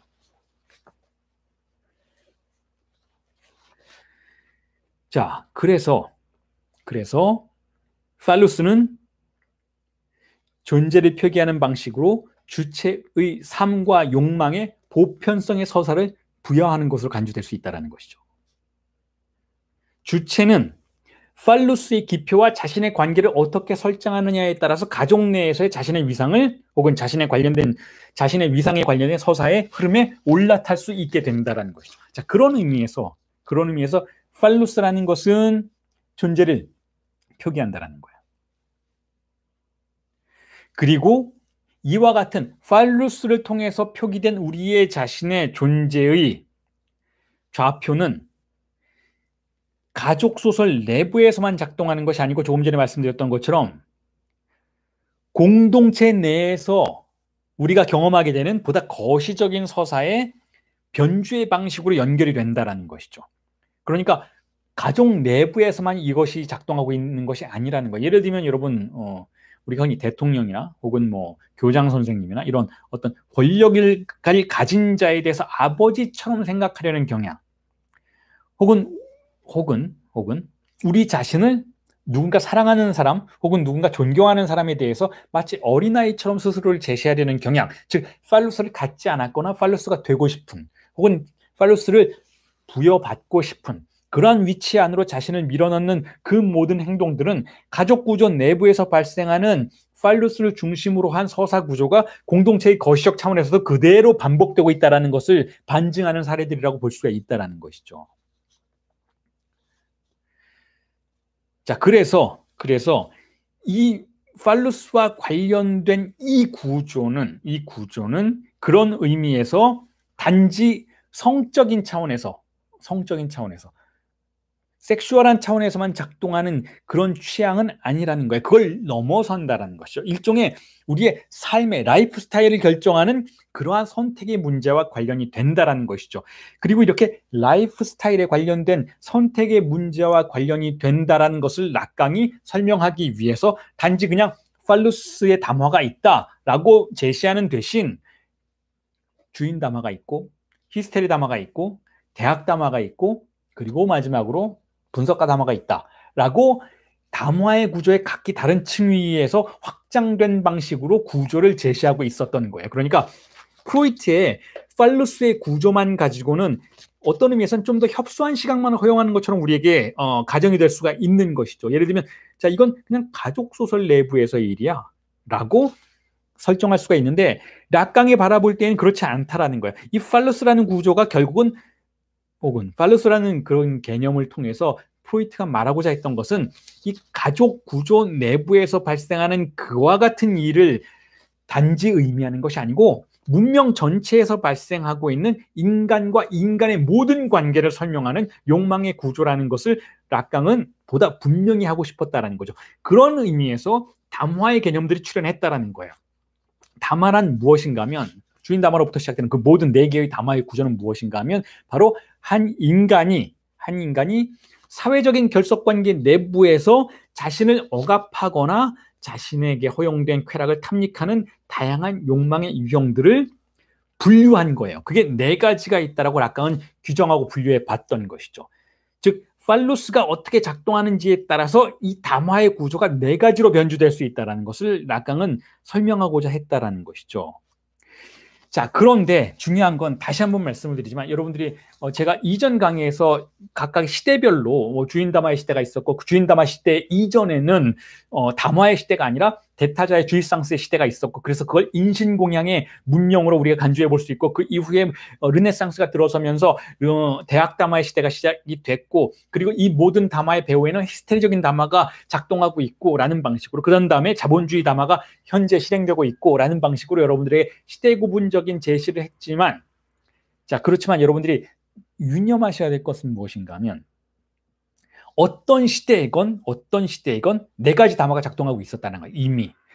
그리고 그것이 주요하게 우리에게 관찰되는 각기 다른 시대가 있을 뿐이지 이 네 가지 담화가 다른 담화와 관련 없이 혼자서 주인 담화가 먼저 있고 그 다음에 대학 담화가 혼자 작동하고 뭐 이런 식은 절대 아니라는 것이죠. 이 담화는 결국 한 가지 담화가 작동하는 네 가지 방식이라고 볼 수가 있다는 것이고 그 한 가지 담화, 가장 주요한 담화를 우리는 주인 담화로 보아야 한다는 거예요. 그리고 그 주인 담화의 내부에서 작동하고 있는 가장 중요한 혹은 모든 담화의 내부에서 작동하고 있는 가장 중요한 권력의 담화가 바로 요소가 바로 S1이라는 거예요. 그리고 그 S1은 팔루스의 기표라는 것이죠. 그리고 그 팔루스의 기표는 아버지라는 거예요.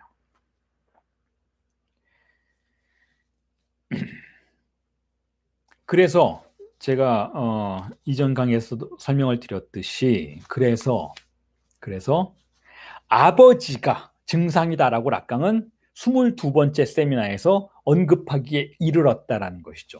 아버지가 증상이다라는 표현을 제가 지금 말씀을 드리면 여러분들이 이제까지 저의 설명들을 충분히 다시금 회고하시면서 아주 간단 명료하게 이해하실 수가 있어요. 아버지가 증상이다. 아버지가 병이라는 거야. 이게 무슨 뜻인가?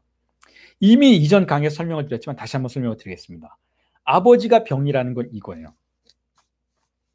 자, 우리가 인간이 언어를 받아들인다라는 것은 다시 한번 강조드리지만 쾌락을 포기한다는 뜻이에요. 자, 이게 기본적인 전제예요. 주일상스를 포기한다는 거죠. 언어를 받아들였다는 건. 근데 그 언어는 그냥 언어가 아닌 것이고 억압하는 언어다라고 이미 설명을 드렸어요. 인간이 사용하는 언어의 특징은 억압이라는 거예요. 자, 억압인데 억압이 됐으니까 우리는 문명 속에 불만 안으로 들어간다고 말씀을 드렸죠. 억압되었으니 쾌락이 없다라는 거예요. 억압되었으니 쾌락이 없다라는 것은 우리가 즐길 만한 게 없다라는 것이죠. 지켜야 하는 법들은 잔뜩 있는데 아이가 엄마 말 들어야 되고 아빠 말 들어야 되고 유아원에 가서 선생님 말 들어야 되고 질서를 지켜야 되고 학교에 가야 되고 시험 봐야 되고 지켜야 될 것만 잔뜩 있어요. 결혼해야 되고 결혼하면 다른 배우자는 다른 성적인 파트너는 금지된 것이고 만약에 다른 성적인 파트너에 접근했다면 눈치를 보고 숨겨야 하는 것이고 그걸 죄책감을 받아야 하는 것이고 온갖 종류의 법의 지배를 받고 있는 것이고 이 모든 법의 지배는 언어의 형태를 통해서 우리에게 제시되고 있는 것이죠.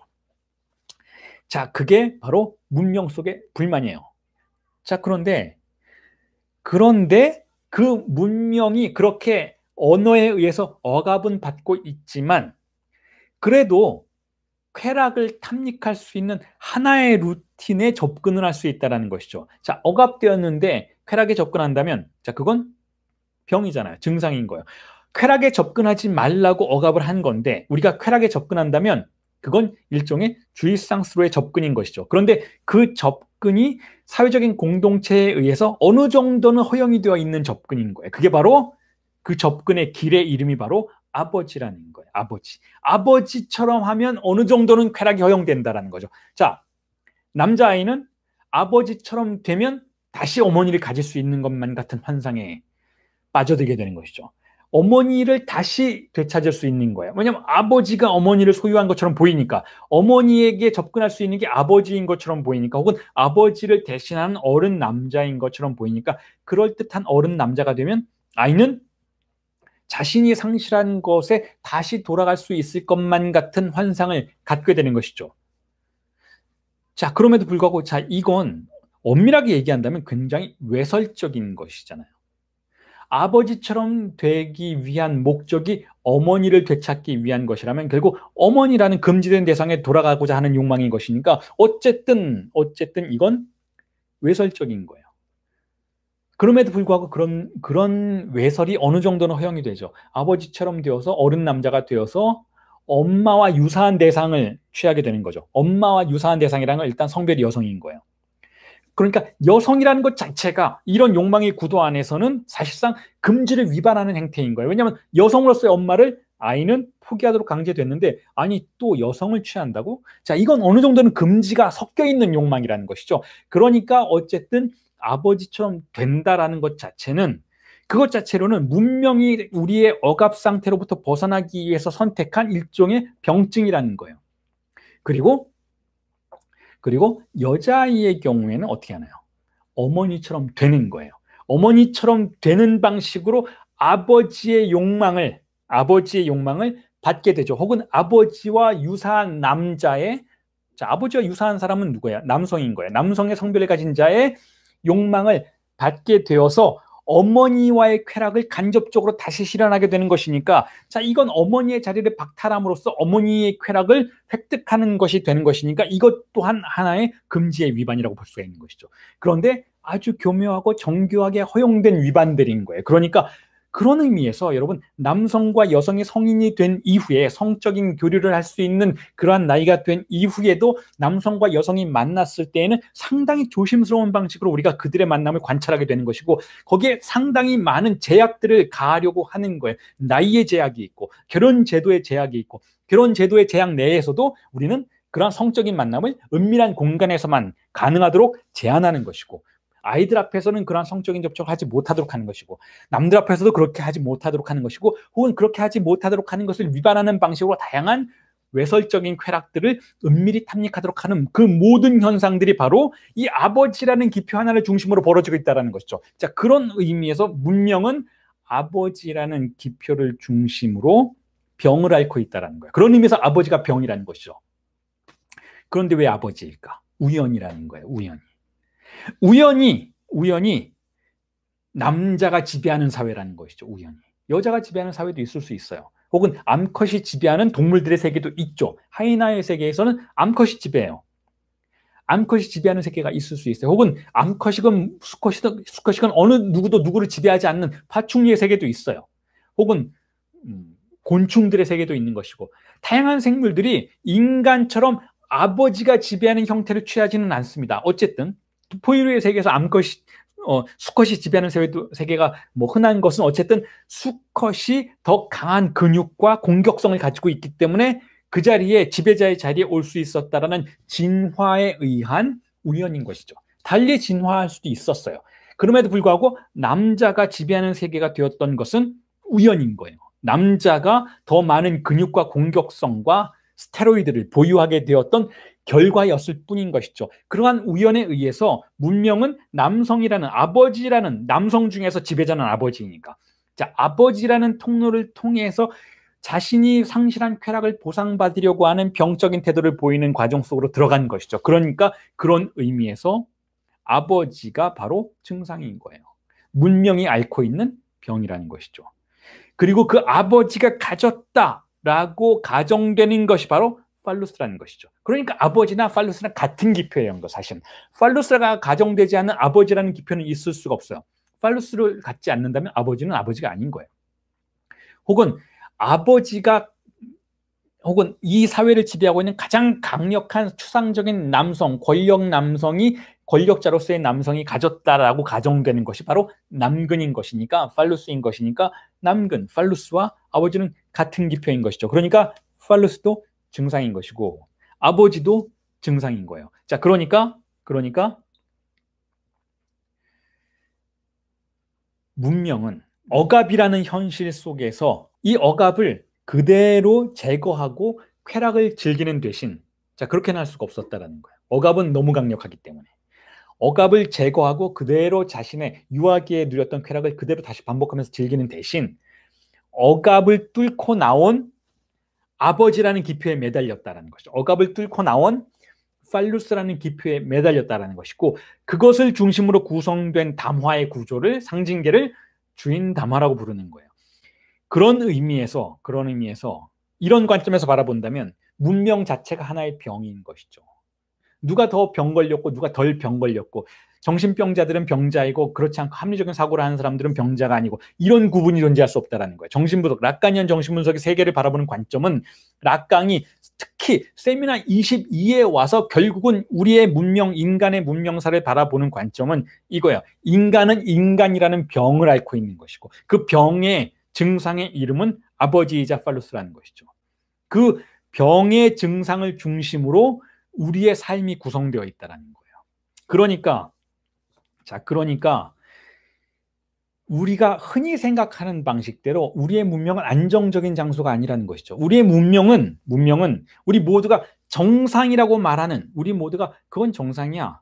아버지가 있고 어머니가 있고 가족이 있고 뭐 이런 정상적인 가족 구조를 우리가 실현하면 우리는 아주 정상적이고 안정된 삶을 살게 될 거야 라고 말하는 것 자체가 모순이라는 거예요. 왜냐하면 그 정상의 중액이 강화되면 강화될수록 기이하게 병적인 것이 더 폭발할 수 있는 가능성에 개방되는 것이니까 정상은 정상일 수가 없다는 거예요. 자, 보세요 여러분. 아버지라는 기표가, 가족 제도가 굉장히 공고하고 강화되었던 시기를 상상해 보세요. 우리 한국, 대한민국을 상상해 보시죠. 1960년대, 1970년대 흔히 나이 많은 사람들은 그때는 가족 구조가 아주 탄탄했고 대가족 제도가 실현이 되었고 가족의 구성원들이 각각의 역할을 잘했고 뭐 이런 얘기 하잖아요. 그러면서 지금은 뭐 젊은이들이 아이를 낳지 않아서 가족 구조가 해체되었고 지금은 더 병적인 것이 되었고 라고 표현하고 있지만 사실상 그때 당시에는 그때 당시에 병적인 현상들이 있었고 지금은 지금의 병적인 현상들이 있다고 볼 수가 없다라는 것이죠. 그때는 더 아버지라는 기표를 중심으로 병증이 강화된 시대였고 지금은 다른 걸 중심으로 병증이 강화된 시대라는 거예요. 정상이라는 개념은 존재할 수가 없다라는 것이죠. 그런 의미에서 정상이라는 개념의 배후에 아버지라는 기표가 작동하고 있었고 우리는 이 아버지라는 기표를 마치 초월적이고 자연스러운 것을 간주하는 태도를 보였었던 것이 사실이지만 실제로는 그렇지 않다라는 거예요. 실제로는 그것 자체가 하나의 증상이고 병증이라는 것이죠. 그래서 이미 설명을 지난 강의에서는 드렸지만 그래서 락강이 이렇게 얘기하죠. 아버지라는 프랑스어 père, father라는 프랑스어 père하고 버전이라는 것, 판본이라는 단어인 버전의 프랑스어 vexion을 합쳐서 perfection이라고 해요. 아버지 판본이라고 해석될 수 있지만 perfection이라고 읽으면 그냥 빨리 읽으면 성도착증인 거예요. 성도착은 어떤 구조인가요? 지금 락강이 거의 성도착과 아버지를 중심으로 작동하고 있는 신경증의 정상적 구조를 동등하게 놓고 보는 수준까지 왔다라는 것이죠. 성도착은 무엇인가요? 하나의 물신을 쾌락의 도구로 삼아서 억압된 주입상스의 복귀를 회귀를 시도하는 그러한 시도라고 볼 수가 있는 것이죠. 이게 성도착이에요. 우리가 흔히 성도착 그러면 굉장히 기이하고 이상하고 변태적인 것으로 간주하는 경향이 있는데 락강이 이러한 관점에서 우리에게 설명하고자 하는 건 무엇인가 하면 아버지의 판본으로 작동하고 있는 문명 역시 도착적이고 변태적이라는 것이죠. 어느 것 하나 정상성이 없다는 거예요. 백어백시용은 아버지 판본은 아버지라는 기표를 중심으로 쾌락을 탐닉하는 아버지라는 기표를 중심으로 팔루스를 물신화시키는 문명의 정신병이라는 것이죠. 자, 그런 차원에서 관찰해 본다면 이제부터 우리가 공부하게 될 담화의 구조들, 우리의 상징계를 지탱하고 있고 우리의 욕망을 억압하고 있는 동시에 우리에게 한 줌의 쾌락을 약속해주는 그 담화의 다양한 구조들 역시 다 각기 다른 병증의 구조라고 볼 수가 있다는 거예요. 우리는 결국은 때로는 주인 담화의 병을 앓고 있고 때로는 대학 담화의 병을 앓고 있고 때로는 히스테리 담화의 병을 앓고 있고 때로는 분석가 담화의 병을 앓고 있게 된다는 것이죠. 그 어느 것 하나 정상성의 구조라는 건 존재하지 않는다는 것이죠.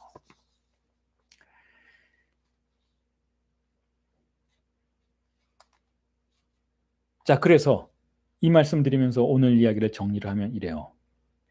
그렇기 때문에 만약에 우리가 팔루스를 혹은 아버지를 잉여 향유와 같은 것으로 간주할 수 있다면, 다시 말해서 상실된 것, 억압되어 버린 것, 영원히 억압된 것, 상징계에 의해서 S1에 의해서 영원히 억압되어 버린 것에 대한 보상 체계로서, 백백시용으로서, 도착의 물신, 페티시가 바로 보상 체계 사물인 것이잖아요. 자, 그것으로 간주한다면, 그걸 잉여 향유로 간주한다면 이 잉여 향유는 우리에게 두 가지 효과를 가져다 준다라고 생각해 볼 수 있죠. 이 두 가지 효과에 대해서는 제가 지난 강의에서 피보나치의 수열이라는 개념을 설명을 드리면서 강의를 해드렸어요. 두 가지 효과. 자, 아버지는 아버지처럼 되면 우리는 어떻게 되는가? 아버지의 욕망의 대상이 되면 우리는 어떻게 되는가? 즉 팔루스가 되거나 팔루스를 갖게 되면 우리는 어떻게 되는가? 약간의 쾌락을 얻는 동시에 두 배의 상실감을 경험하게 된다는 것. 자, 이게 피보나치의 수열이 우리에게 알려준 공식이었죠. 우리가 잉여 향유에 접근하면 우리는 이미 억압됐다는 뜻이에요.